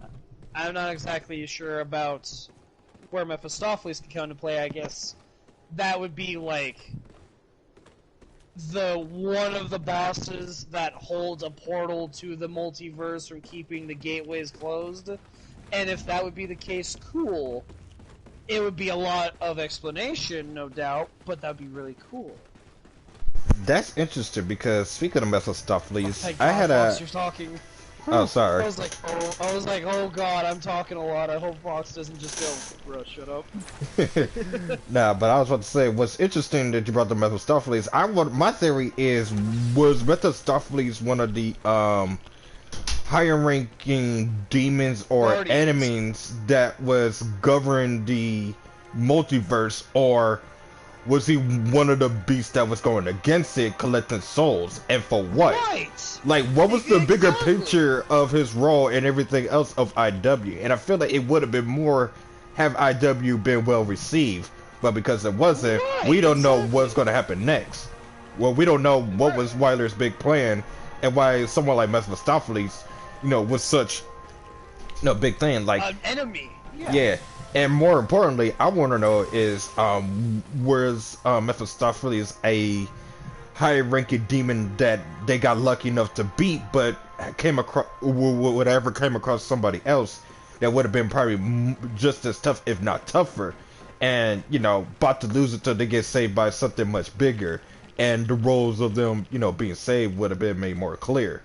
Like, wow. Exactly. And maybe Riley's redemption arc, in a sense, would have came to approach to the point where it would have filled in the roles of, you know, the characters that we got in IW. Now it'd have been like some, oh, okay, now IW became like more cooler and more interesting. Because to me, it was already cool and interesting, but had we gotten more to the point where everything seems like that, it would have been more depth, more storytelling, wherever it case to be. It'd have been like, so okay, now this really hits the jackpot of what IW really could have right then and there.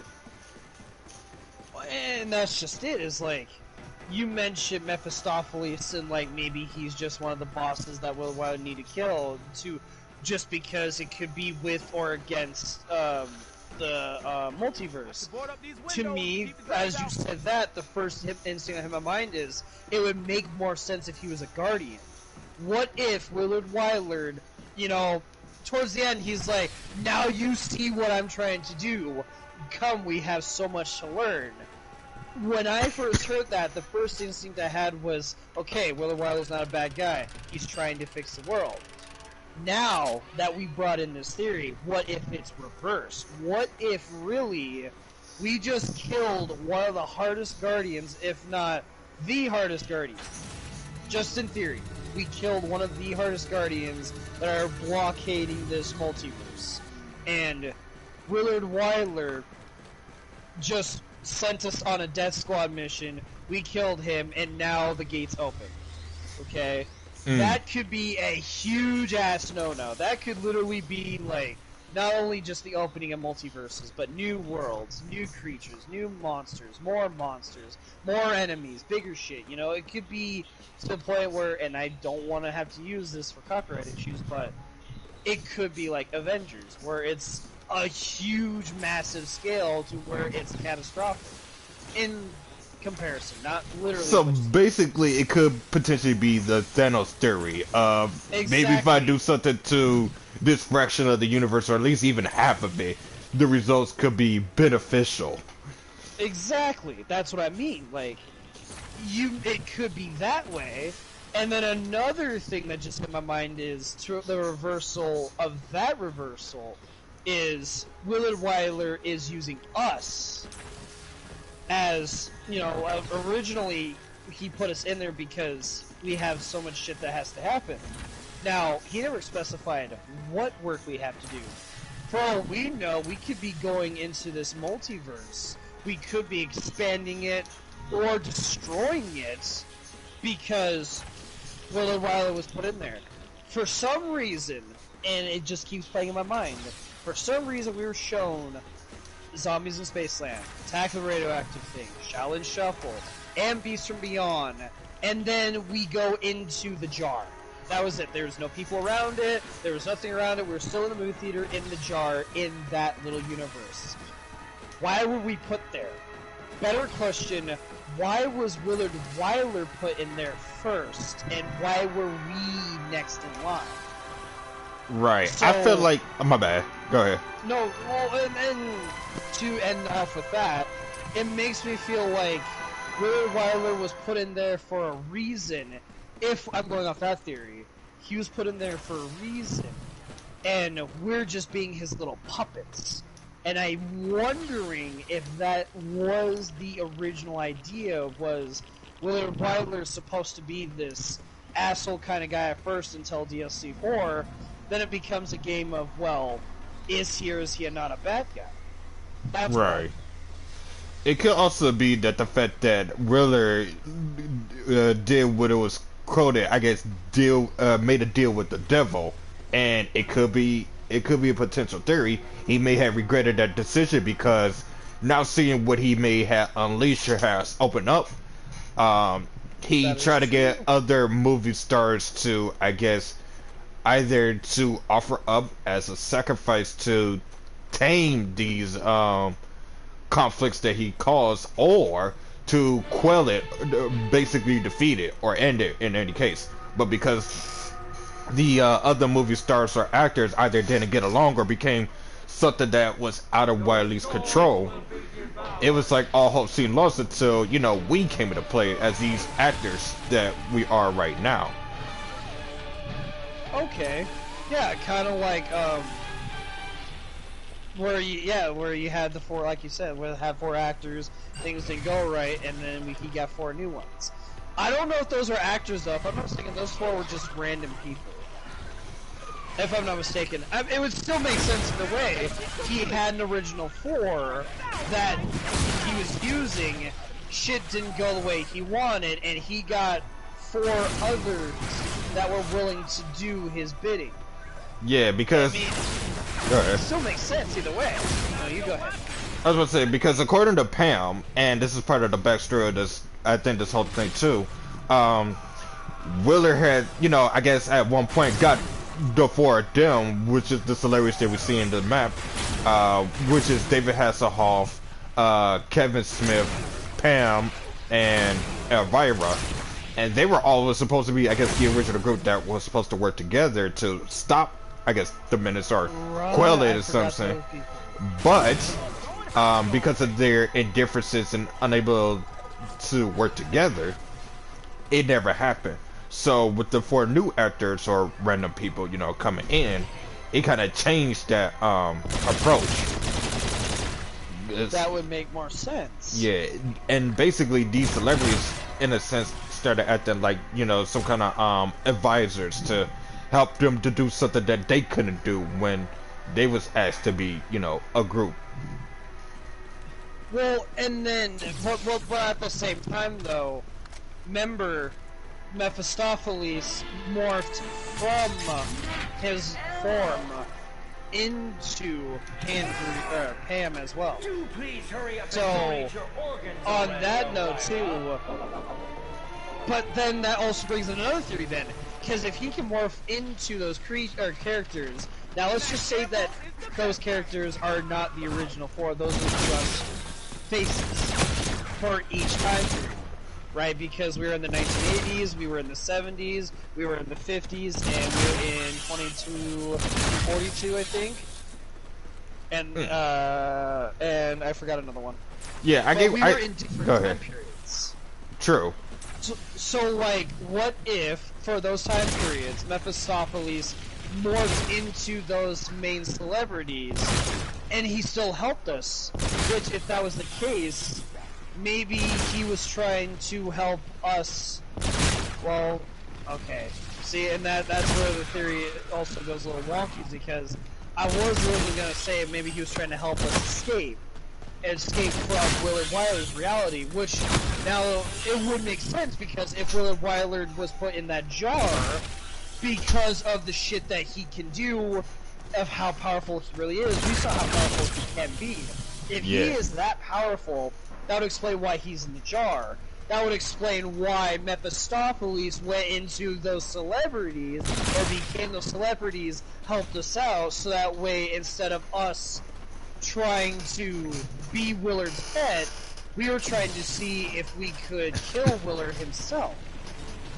Like I said, it's just a theory, but it would make more sense in that way, because he literally is everything.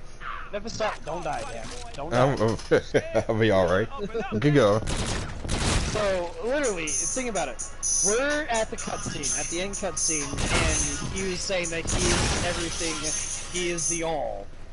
He can literally morph into whoever he wants to morph into. If that is the case, every single celebrity that we have found in every single map, or that we have connected, we have helped with the book, well, we have helped with the sword, we have helped killing the boss or the enemy of that time period. We have helped in any way, shape, or form that we could use that would be a useful tool to kill Willard. Pam is a patient yet aggressive, oh, not really aggressive, she's very patient, but she's a very powerful monk. Okay, True. that's just one aspect. Elvira may not be the most powerful, but she's got a book of secrets that no one should trifle with. True. You have, you have David Hasselhoff. Yeah, you know, he's an actor. But Knight Rider, somehow there was magic put into Knight Rider, the vehicle that talked, had an AI system that he could think of his own. There was some sort of magical being in that created that car to be that powerful. You know, True. see what I'm getting, the pattern that I'm getting at is each one of these celebrities has one great thing about them, and it's magic. I'm wondering now if Willard Wyler was trying to use these quote-unquote celebrities, or use these ideas of celebrities for his magic, or his powers, so if he would have consumed all of those powers, he would be the greatest of them all. He would be so powerful that nothing could stop him. And I'm wondering if we killed the Guardian, Mephistopheles, And literally Mephistopheles was just trying to show us, yo guys, we kinda fucked, or you guys kinda fucked up. You know, this, if Willy Wilder wins, he will be too powerful to be stopped. Like I said, it's, obviously it's just a theory, but it would make more sense along those lines as to why he's in the jar, why is he trying to get these celebrities, or why is he trying to kill these celebrities, why does he hate these celebrities, you know, shit along those lines. Right. And, but here's my bigger thing though. If he was able to turn into Pam, that means it was either one or two things. Either he was somehow a part of those celebrities one way or another, or he could have potentially killed them at some point and was under the disguise as them, guiding us to, I guess, doing Willer's work up to a certain extent. Now the question, now we know we was doing all of that because he needs somebody to collect souls, but the question is, what is collecting souls was supposed to benefit him for power, for what's it, some kind of multiversal control? Like, what was the big setting here that we didn't see? Because it seemed like in a sense it was a cliche trope, but it seemed like it was something more that we may not never know, or probably won't get for a nice little while until, you know, out the blue they decide to do it. Right. Well, and it's funny you mentioned about the Souls thing, because you ever heard of the movie The One with Jet Li by chance? And that movie, every single copycat of Jet Li's character that he killed, he got that much more powerful. That would explain a lot to the Souls, because if Mephistopheles was collecting souls, and it was to us for no reason, his reasoning would be, the more souls, the more power I get. Now you might be saying, well, why humans? Well, fuck man, we somehow, or us four, or the original four people with the magic, use that same theory of giving to Mephistopheles. Now he's the greatest being of all time, which would explain why he is a shapeshifter and as powerful as he is right now. Granted, us four characters, we're human, but we also have the power magic as well on our side. We have our trading cards. Yes, you might say, well, they're just cards. That's a huge, big if. Still, though, we somehow have powers to heal ourselves, we have powers to do extra headshot damage, we still have a power of sword. And on top of that, each character has its own personal characteristics that are beneficial to the group.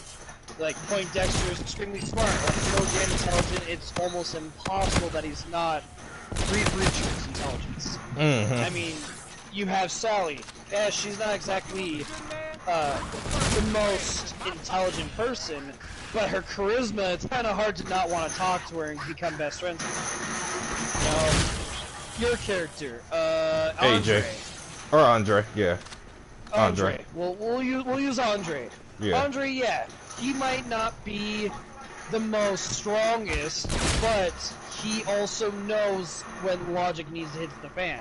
Once logic's there, it's stuck to it. He will always be logical about his shit. And then you have AJ. Yeah, he's not exactly the smartest or the most brilliant, but... sorry, I don't know if it's the strongest or smartest. He is the strongest, but at the same time, too, he also knows leadership. So you get all those characteristics and be consumed as well. You got one fucking scary-ass demon who could control much more than just one multi-universe, but all multi-universes. Not by using power, because you could force and piss off half of the multi-universe.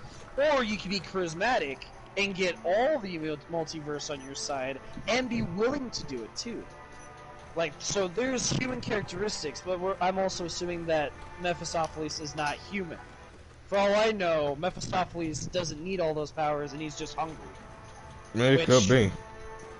I mean, that would make no sense why these four, though. What makes these four so special? Because if they're so special to the point where Willard Wyler wants them.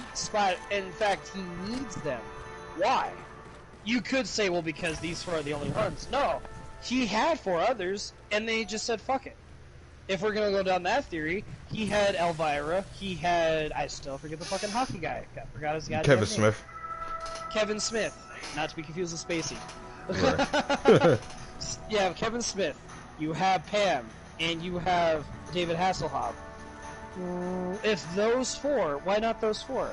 They seem worthy.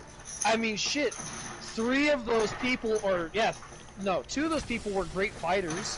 One of them is a magician, and it would make some awesome horror stories. Maybe there's some magic to them, especially Kevin Smith, who is literally a horror artist. Who knows? Maybe he could have rewritten some shit, and he decided, fuck it, I'm not gonna use my abilities for your puppeteering, Mr. Willard Wyler. Yeah, I wonder if it deals with either moving on or staying at one place. Because if you think about it, Kevin Smith felt Kevin Smith had a hard time accepting the reality that he was the creature roaming around killing people, including his best friend. And I think it's due to the lack of acceptance. He got stuck being the slasher.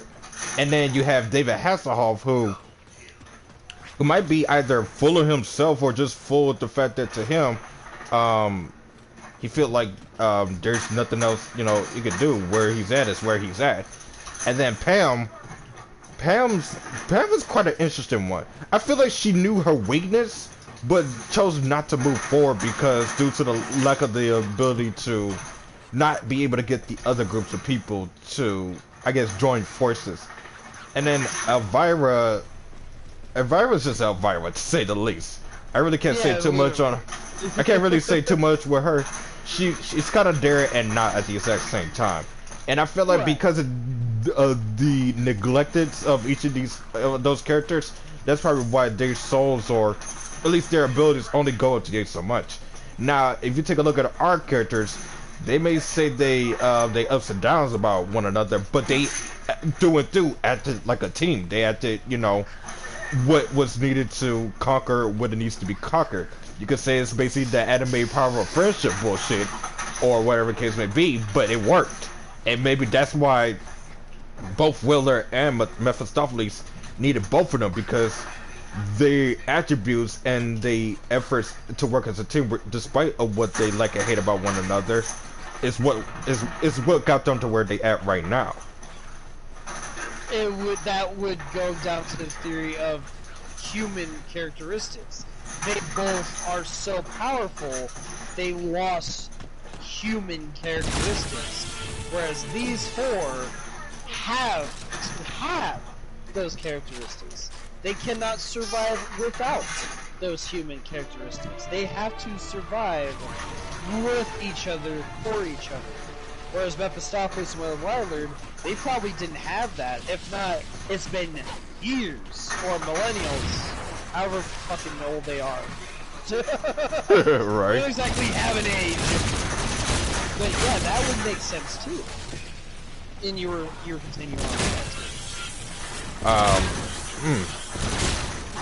too. So I was thinking outside of that though, maybe because outside of their team potential, they attributes as actors probably came out as the strongest out of the 4 that everybody has ever seen. So maybe it's something about their talents, I guess, being seen as somewhat of a dominance of some sort, like a willpower that couldn't be easily broken.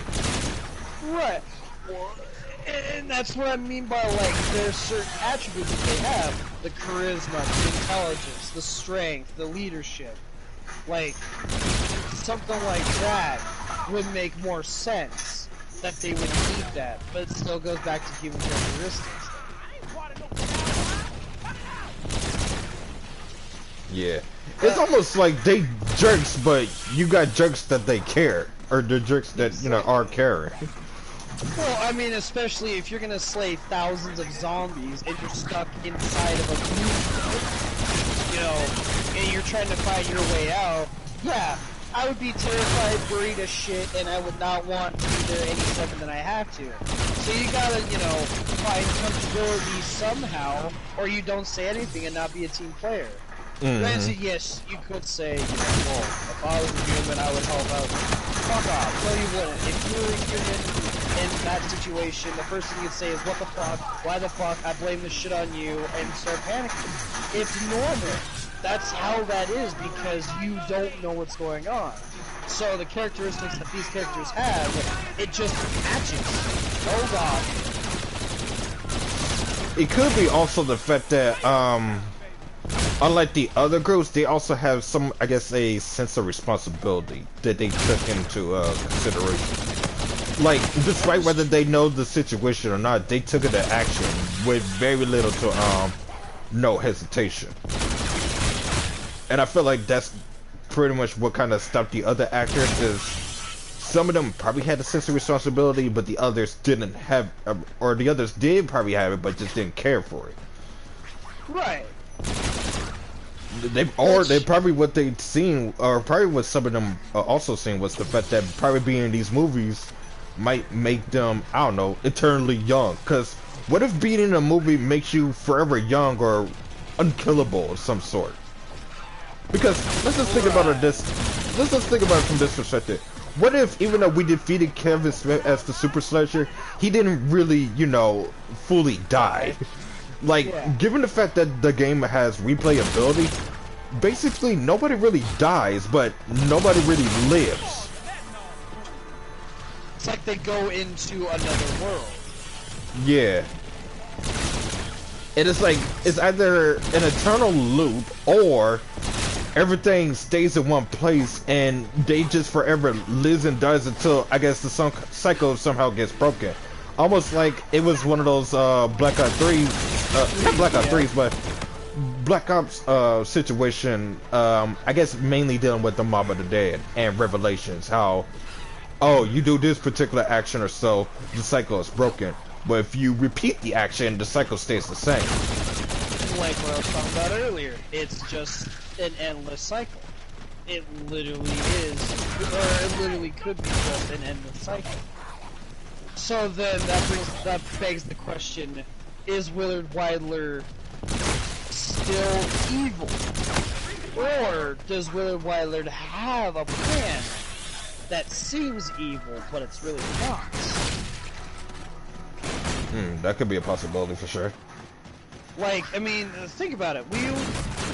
When you first play it, at least when I first played it, I thought Willard Weidler was a complete shitbag. I was like, fuck this guy. He put me in this movie. I'm stuck here. I want to go out. Fuck this guy. Fuck this place. Literally, DLC 2 or DLC 1, 2, and 3 came out.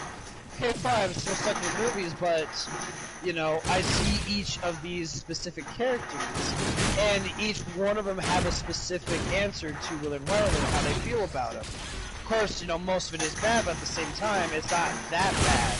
It's more of like, they're all good friends, especially Elvis, wow, that's wrong. Elvira. Especially Elvira with Willard. You know, Elvira's trying her best to help us out, and she's also trying to show Willard that, you know, even though, yes, I'm kind of stuck here for all eternity because of you, I'm at least still trying to help out not just them, but help you out in a sense too. Because he did put her in this movie just because.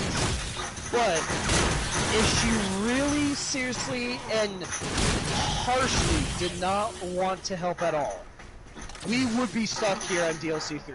We would not be getting the soul key. We would have given her the bucket shit like, oh, that's cool, thanks, I needed that. I mean, shit, she could have done a lot of these things if she did not want to help us out, let alone Willard Weidler. Something is telling me that Willard Weidler is not that bad of an enemy, let alone, I don't think he's bad at all. I think he's misspoken, like you and I were talking about a video about this and Infinite Warfare. Never judge a book by its cover. And even though, yes, it's still a theory, it would still also make sense, too. He's not, I don't think now, he's that bad, if not bad at all. I think what he's trying to do is to reset. Or as what Nikolai would say, a certain event must be set in motion. Yeah, the paradox must be broken. Exactly. So, if we're going back to how we started this theory, if there's a multiverse that's happening, he already knew, and he was willing to stop this multiverse somehow, somewhere. Okay, so how about this for a theory? And this may be potentially an interesting one. What if Willow Wilder's plan was to do what everybody was doing? They was grabbing the soul keys, they beat the bosses and all that stuff. And let's just say this: there's a bigger and badder bad guy out there potentially, or maybe not even a bad guy at all. He's trying to do the right thing, but through a wrong reason attempt. And through hardships and all that other jazz, we beat him. What if Willow Wilder's plan, and just hear me out on this, what if Willow Wilder's plan was, in actuality, to go back in time to undo his deal with the devil, attribute, to pretty much to atone for all that has happened, so that way all of these universes created by his action never exist. That would make sense too, because it would explain why we're trying to make the soul key. Why are we collecting souls, like you said? Why the souls? Well, it could be a powerful thing, or it could be a reset. And if we're using that theory, that would make more sense. All of these people, or these zombies that we're killing, they were once people. What if we really are resetting the clock? Granted, if we're gonna go on that theory too, that could be a heart's in the right place, wrong mindset. Because doing something like that could fuck up the future. But that's also assuming that the future isn't already fucking as it is.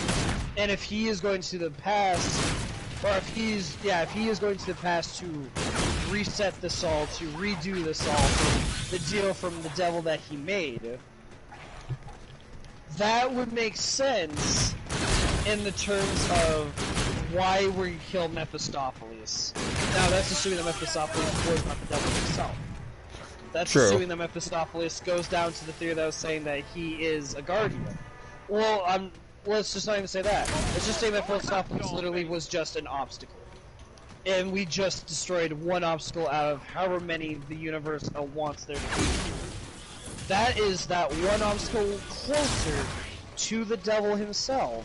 That way, Willow Wilder can just be like, I did all your precious work. I don't want to do this no more. Fuck this shit, I'm out.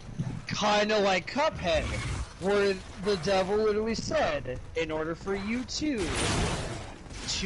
live, you have to kill all these other people that have done wrong to me, and I will spare thy names. Oh, no. Well, or whatever it was. I know what it was. So basically, it was another deal with the devil's situation. Basically, they was rolling the dice, and they was doing good. Of course, the devil himself came out of nowhere talking about, so, okay, here's the deal. Roll the dice, and if you land on a particular number, you get my whole casino. But if you roll on... I have your lives, yeah, y'all have your soul. Yeah, I think Cuphead got snake eyes and lost. But before their souls could be taken, they pleaded the devil, and the devil was like, okay, well, here's the thing. There's a couple of people who made a contract with me, you know, got a due date or something like that, and I need you to beat them so I can get those contracts back. They do that, and the player, basically representing both Cuphead and Mudhead, has a choice to either fight the devil and free everybody from the contracts of the devil, or give him the contracts and work with him as his, you know, his new higher-ups. See, you said exactly what I was thinking of. what Willard Wyler, there's two different theories to that. He literally either A, made a deal, and we're killing his contracts, so that way we can either A, kill the devil himself, which would not be surprising, killing the contracts, or B, we join him, which that would be so cool if they added that from Infinite Warfare, like we kill these other we have killed other contracts, and then we go to the devil and we kill him and saved everyone else's souls. That'd be really cool. I mean, to be fair, it's not like that. In a sense, we kind of have done that, but at the same time, I don't think those bosses had anything to do with the devil in that theory. Yeah. I don't think so, at least.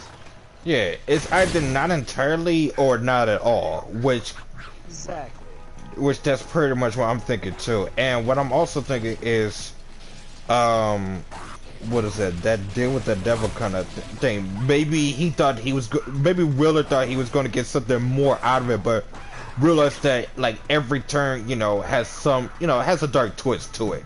And I think what probably made change, because I think this may be part of his backstory of it as well, that might have been mentioned, was I think something about his wife and daughter, along with the boyfriend that the daughter was trying to get married to, all got killed because he's trying to, you know, make the deal with the devil kind of situation. And it was just like, okay, that's enough. Hopefully I can find somebody to help me do something to redeem these kind of actions. Although it may seem like he came off as a bad guy doing it, he might deep down did it off of good intentions, like we brought up on several occasions. But my thing is it really going to be like a Cuphead situation, or is it going to be something, I don't know, maybe entirely new? What if all of this was just to rose to power to, I guess, I don't know, maybe rule the multiverse, or maybe it was to, I guess, fix it, redeem himself, redeem others. It could be anything, in all honesty. The possibilities are pretty much endless one way or another. Well, yes.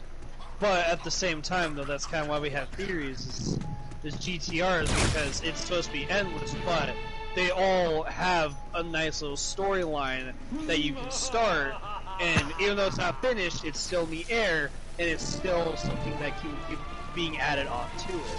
Mm-hmm. I mean, yeah, like, I still am convinced that Willard Wyler was really not that bad, but at the same time, I will not put it past me if Willard Wyler is using us as his little puppets. I mean, yeah, you could say, just like the zombie theory from the Black Ops series, we were instruments of destruction, and the only way how we can stop the cycle is we commit Sudoku. Okay, fine. We commit Sudoku, everything goes, everything dies, goes to Dark Aether, reset the clock. Or, you know, like what you're saying, we are killing these souls, just use them as, or kill the contracts, kill the contracts, whatnot, and then we just say, sorry devil, I'm not doing this no more, I'm out, murder him or don't. Kind of thing. Right. Because I don't think Willard is that bad. Yeah, he might be psycho and psychotic in the head, but with the backstory, I mean, you can't tell me if that's literally his backstory. You can't tell me that you would not do the same thing either. Like, depending on the circumstances, I know for a fact that I would be doing the same thing. If it's someone who I really did care for, yeah, I would be making that kind of recommends. If I was that desperate, though, too. I also am a firm believer of other things in this industry. Give me back my fucking weapon, you bitch! Sorry, what happened? Nah, we was talking about Willard Wyler's characters and the reasons for it. Right. See, now the other thing too that I want to mention about Willard Wyler is he's not as much of a pain in the ass as expected, though. Because I mean, and I know that this is a game, I understand that the game has to be played the certain way that it is created. I get that 100%. However, they also make Willard Wyler and all these other beings, these higher-ups, like they're demigods. Or if not, gods themselves.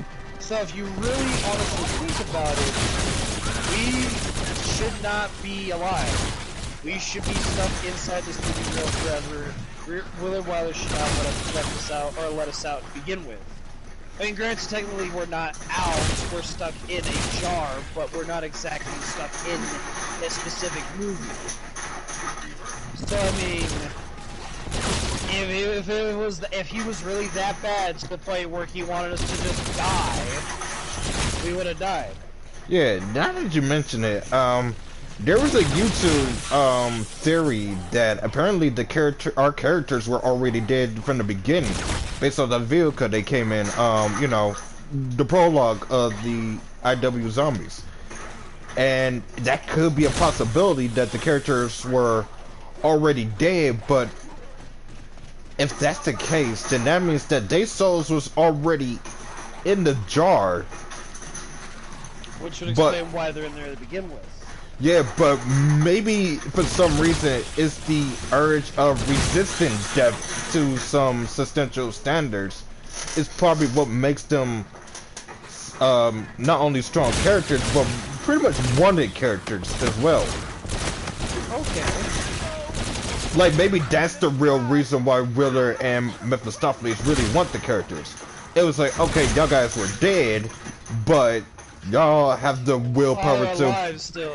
Yeah. Yeah, to pretty much to either rest entirely in peace or to go back, you know, into the world of the living, where y'all could be brought back to life. Well, and that goes back to that theory earlier about their attributes that they have, their hidden secrets. If we're gonna go along with that theory, not talking about charisma and strength and whatnot, I'm talking about like the power of the cards that they have, or the power that they can have perks. Like, these perks actually help them out a lot. And yes, you could say, well, in Black Ops, this and that, and yada yada yada, two different things. Infinite Warfare, yeah, it's a candy, but even then, they're still pretty damn powerful. Black Ops characters are not that powerful. I mean, they can't die, but at the same time, they can die. Whereas these characters, if they're already dead, and they started out dead, but they're not dead, something is keeping these characters, or something is making these characters keep going. And if that's the case, what really is making these characters go? And if that goes along the lines with the power, or what they are, or how they are, or whatnot, that would definitely explain Willard Wyler and Mephistopheles having them for consumption. Not just because, well, we need them out of the existence, but more like, these beings, these four, are so powerful they could kill a god because they possibly could be gods. Which would explain how he killed Mephistopheles. I mean, yes, the symbols on the ground, fine, but even then, how did we know what those symbols mean? How did we know what those symbols were? What did we know about those symbols that was so powerful, but yet so destructive? And yet we somehow killed Mephistopheles. He is supposed to be, on a blind side, he is supposed to be so damn strong. He's supposed to be stronger than Thanos and the Infinite and whatnot, if you're gonna go down that line. But he wasn't. Four measly humans killed him. Right. So, and then you could say, you know, that goes down to the World War II theory of how they are the original Raven Lords. They are more powerful beings, fine, whatever, you can go down that route, but still, that would make sense too, because why those four? Okay, well, they're powerful. What makes them powerful? Okay, well, I can't pinpoint what makes them powerful. Obviously, that's a lot of shit that you have to get into. But from Blindside, these guys have so much control over these movies. It's like, it's almost as if Willard Wyler can't control them, and instead of, and call it cliche, instead of they're in here with me, I'm in here with them, kind of thing. That could be. Okay, so hear me on this. So, for what? Okay, so I'm pretty much no. Okay, what I'm trying to say. I'm pretty sure that we both, know our history with the Black Ops series about the premise and all that other stuff. Okay, so long story short, we know that premise, or we know that Tank, Riptop, and Takio and Nikolai are basically the reincarnations of the premise Knights. The ones that originated the stabs, all that other jazz and stuff like that. What if, and this could be a theory, what if these actors are supposedly be some kind of reincarnation or descendants of gods that contributes to their attributes and other stuff? Like the Ravenlord from Yeah. World War II. Or like they were the original badasses. Yeah. That would be cool too. Yeah, like what if they have something in their blood, like their bloodline or something that originated, from a source of power that rivals gods or some sort. Because interestingly enough, there's a couple of I guess Mortal Kombat characters or characters that have certain bloodlines that allows them to rival demigods to possibly even full-on gods. And that's kind of an understandable situation, even if whether it's to a degree or fully, that demigods or descendants of a godlike bloodline can challenge that because they have a godlike attribute in their bloodline. So it could be by possibility that something in their blood could go toe-to-toe against a god of darkness or a god of light. Maybe that's why, without knowing or just have a sense of feeling, they were able to have the idea that, okay, maybe using these talismans, which might be his greatest source of power, also be his greatest source of weakness. And being able to do was, I guess, considered impossible. Exactly. To them, that's surprising on a human standards, but for somebody that's a descendant or a reincarnation of a godlike bloodline, that's quite almost at a standard level. Well, and granted, yes, it's a game, guys. I understand that that's how the game is portrayed out as. Still, though, you would not expect that kind of thought process if they weren't trying to implement something. Like, you can... if you were going to say, well, it's just a game, so I made it, okay, well, explain the Black Ops series then. World at War. Yeah, it was just Nazi zombies created from a facility. Somehow it turned into, well, there was Element 1 Five Rock that they use for scientists to use on the humans, to use also to make the Wunderwaffe, the ray gun, the, teleporters, and then the ether, the infinite, and, list goes on. If that was the case that it's just a game, that's how it's implemented, they wouldn't add a storyline to it. So, the storyline for this one, I mean, granted, yes, it's the chances of Infinite Warfare Zombies happening, not that likely. However, they brought us more questions than answers than to be, oh yeah, you did it! You're stuck in the hellhole of this endless circle of life of, hey, you did it, you killed Mephistopheles. But why? What was Mephistopheles so bad? What made him so bad? Or what makes him so great? Or what is Mephistopheles really this character supposed to be? What is Willard Wyler really supposed to be? And, like what we were talking about right now, the 4 characters, what is their purpose besides them being chosen? For what? Or even are they chosen to begin with? Maybe this is their quest. Maybe this is what they were supposed to do originally. Why put that in there if it's supposed to be, well, that's just how that's supposed to be made in. That was implemented in there for that reason. Like, that would make no sense, and that would make it so dull to the point, why make a storyline? You might as well just make a game for a game. 'Cause there are some people out there that literally think, yeah, it's too much thought process into that. Hey man, you know what? If they did not want you to have thought process like this, or theories like this, they wouldn't make the game as long as they did for Black Ops series. Right. Okay, so here's a... Go ahead. And to be fair, yeah, Black Ops series, it's a long process, I understand that, but you gotta admit, it's still working. Like, there are still so many people out there that are making theories left and right, like how we are, except, you know, granted, it's only one game, but still, even with the one game, there's so much other shit that can be happening. You were saying? Yeah. Yeah.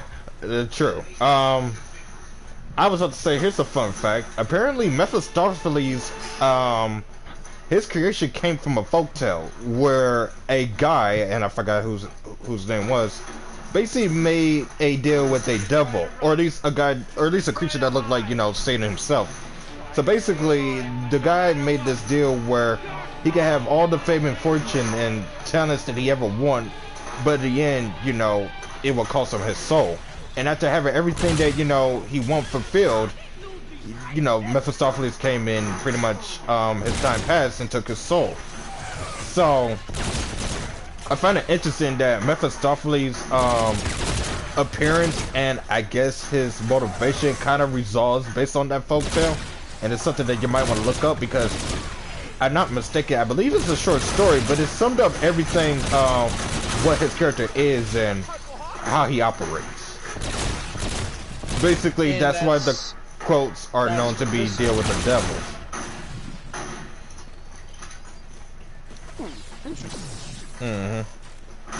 And I knew this for a while too, though. But that's all in this storyline, right?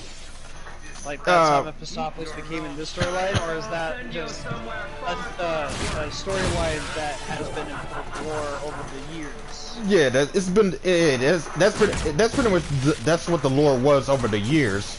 Like I said, that story I think is what influenced the creation of Mephistopheles, and maybe Willow Wire too, given the fact that, like I said, that whole storyline, or at least the aspect of it of why the whole thing was created in the first place was the deal with the devil kind of scenario. Right, that makes sense. I mean, but now it's just making me want to believe more that Willard is actually not that bad of a person! Almost went down, I should say. Because in the blind side of you, when you first play it, you hear him always say, why don't you just go on Q and die, or, you know, no, I did not say you could clear the set. It's like all these times he wants you to die, he wants you to be killed, he wants you to be dead. Okay, fine. So he wants you dead at the start, and then as you progress through and show that you are more than what you are, then he doesn't want you dead at all. He wants to help. He wants you to help him. That would start making more sense now. Maybe we do have a lot more than what we are showing. Maybe we really are more powerful than expected. Because if that wasn't the case, why would Willard be pushing so much on us? Why would he be pushing to the point where he wants us dead, but yet at the end he was glad and feeling victorious that we survived and killed Mephistopheles? Yeah. So maybe there is something that's within these characters that would be likening to the original Descendants that are as powerful, if not stronger than them. That would make more sense along those lines. And that would make things more interesting, because then that would add more game stories and more gameplay to what are these four characters, where do they come from, and what descendants are each character supposed to portray. You know, stuff like that. If only Lee Ross could see these theories. Oh man, I really do hope to God that they make another Infinite Warfare. I I mean, it's, you know, never say never, but at the same time, you know, we're still waiting almost 10 years later for Ghost to come out. Well, like I said, for all we know, next year, for all we know, next idea comes by, and it is Ghost, or Infinite Warfare. Right. Because, yeah, Modern Warfare is out, but that's Modern Warfare. It's a remake of COD 4 in its own universe, and even then, they even admitted that that is a different universe compared to the other Modern Warfare. So, I mean, I would not put it past me if they make another Infinite Warfare or Ghost game. I still find it hilarious, though, that I thought that what if Extinction and Zombies were both were the two multiverses, and that's just what we see, and that's not what's going to be out there. To me, that makes sense, because Extinction is, you know, it's the aliens. But yet you play Infinite Warfare Zombies, and Attack the Radioactive thing, you have the 4 reels of each Extinction map, and then you have Beast from Beyond that has the same cryptids from Extinction. So then it makes me wonder if those movies were not movies, but those were actual historical facts that were recorded, and Infinite Warfare is still Ghost, but in the future. At least Extinction-wise. Yeah, or like I get what you're saying. It's like a distant future or an alternative future where it could have happened in that universe, but it happened in another one. Exactly. Because I'm sorry, the fact that it's just those reels. I know I'm keep using it, but those reels, those 4 exact reels. Why? And why are they in Elvira? You could say, well, Technicolor. Technicolor was 1950s. Extinction was 2013. Or no, 2020 or whatever 20. It was 2025 or something like that. Right. Still, different time periods. Why? Why are those there? And if that's the case, is it? I mean, yeah, it's an Easter egg, but still, like, is it for us to think, well, maybe that's going to be our next match? We're going to go up against cryptids. Okay, fine. But you could have just put, like, cryptids. You literally could have just had a reel that said cryptids, and then we would have assumed the same thing. Why those 4? There's gotta be some sort of theory behind those 2, and I'm wondering if that's what it is both Zombies and Extinction is the 2 multiverses, if not the same universe, but in alternate timelines, like you said, or alternate futures. Yeah. Or, and hear me on this, what if those Extinction maps were supposed to tell a possible future of what, you know, what the world could turn out to be? Because if Beast from Beyond was from Nightfall, that means it could be the start of a terrible future. Because remember, Nightfall was technically supposed to be the start of where the cryptids, you know, was coming from, started, you know, terrorizing things, and then is point of contact, and then Mayday, etc., etc. Right, because of the breeder. Mm-hmm. But oh wow, my eye. Oh. Jesus. Yeah, my eye too. I'm getting there. I'm gonna tell you that right now. Yeah, but I was about to say though, what I think could also be another possibility is that if it wasn't a future telling, showing how bad the future could be, what if the Wiz was showing the outcomes of how tough our next adventure would have been?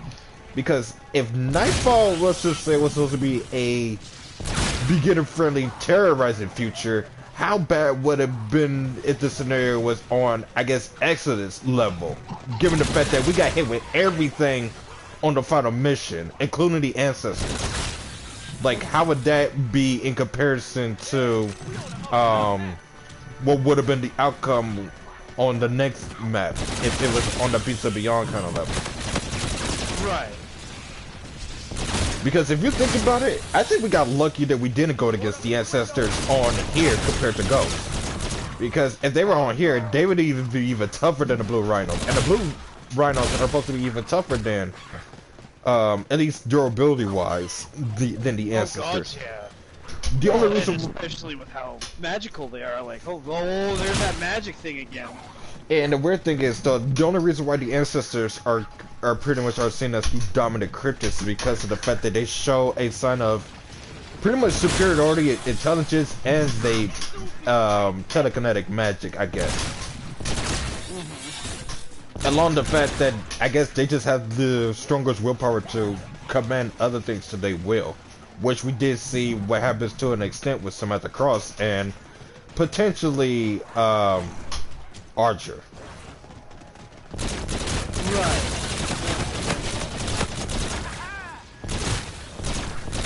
The only reason I say potentially is because they did a voice of Archer, but I don't think it was really Archer, you know, speaking. It could be they used his voice or the actual body of Archer before or after his death, or they could just have the ability to mimic certain characters.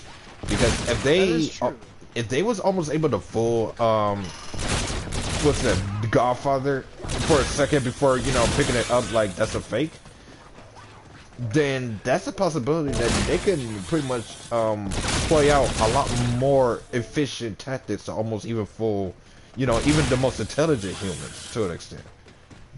That is very true. Very true. Yeah, that's... It would make sense. Oh, at the same time, though, I'm also kind of like falling asleep because it has been 2.5 hours streaming this. I guess once we hit round 35, we can probably call it a quits right there. Yeah, I'm thinking that too. By the way, See, go ahead. yeah, what's up? What's up? No, what's up? I was about to say on a quick note though, like after this GTR episode for the day, I need to have a a private conversation with you real quick. It won't be too long compared to this, but it is something a little bit on the casual chill side and a serious side of things. Okay, that's fine. I haven't told my friends yet, and I wanted to, but I didn't have it. The timing was just not good. But with you, it seemed to be all right. Yeah, that's fine. That's fine. I will tell them this eventually, though. But I figured that you at least be the first one I can catch. If worst comes to worst, most of the time I hear stuff and then I forget until someone reminds me. It's like, oh yeah, that one thing, and oh right.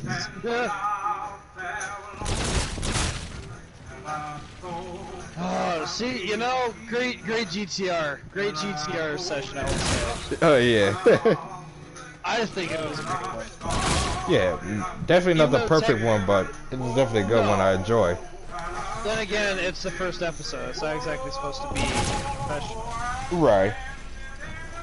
I will say though, I'm glad that we had 2 segues to help us out because we literally took us 87 minutes to segue into what GTR meant, and then we segued into a theory.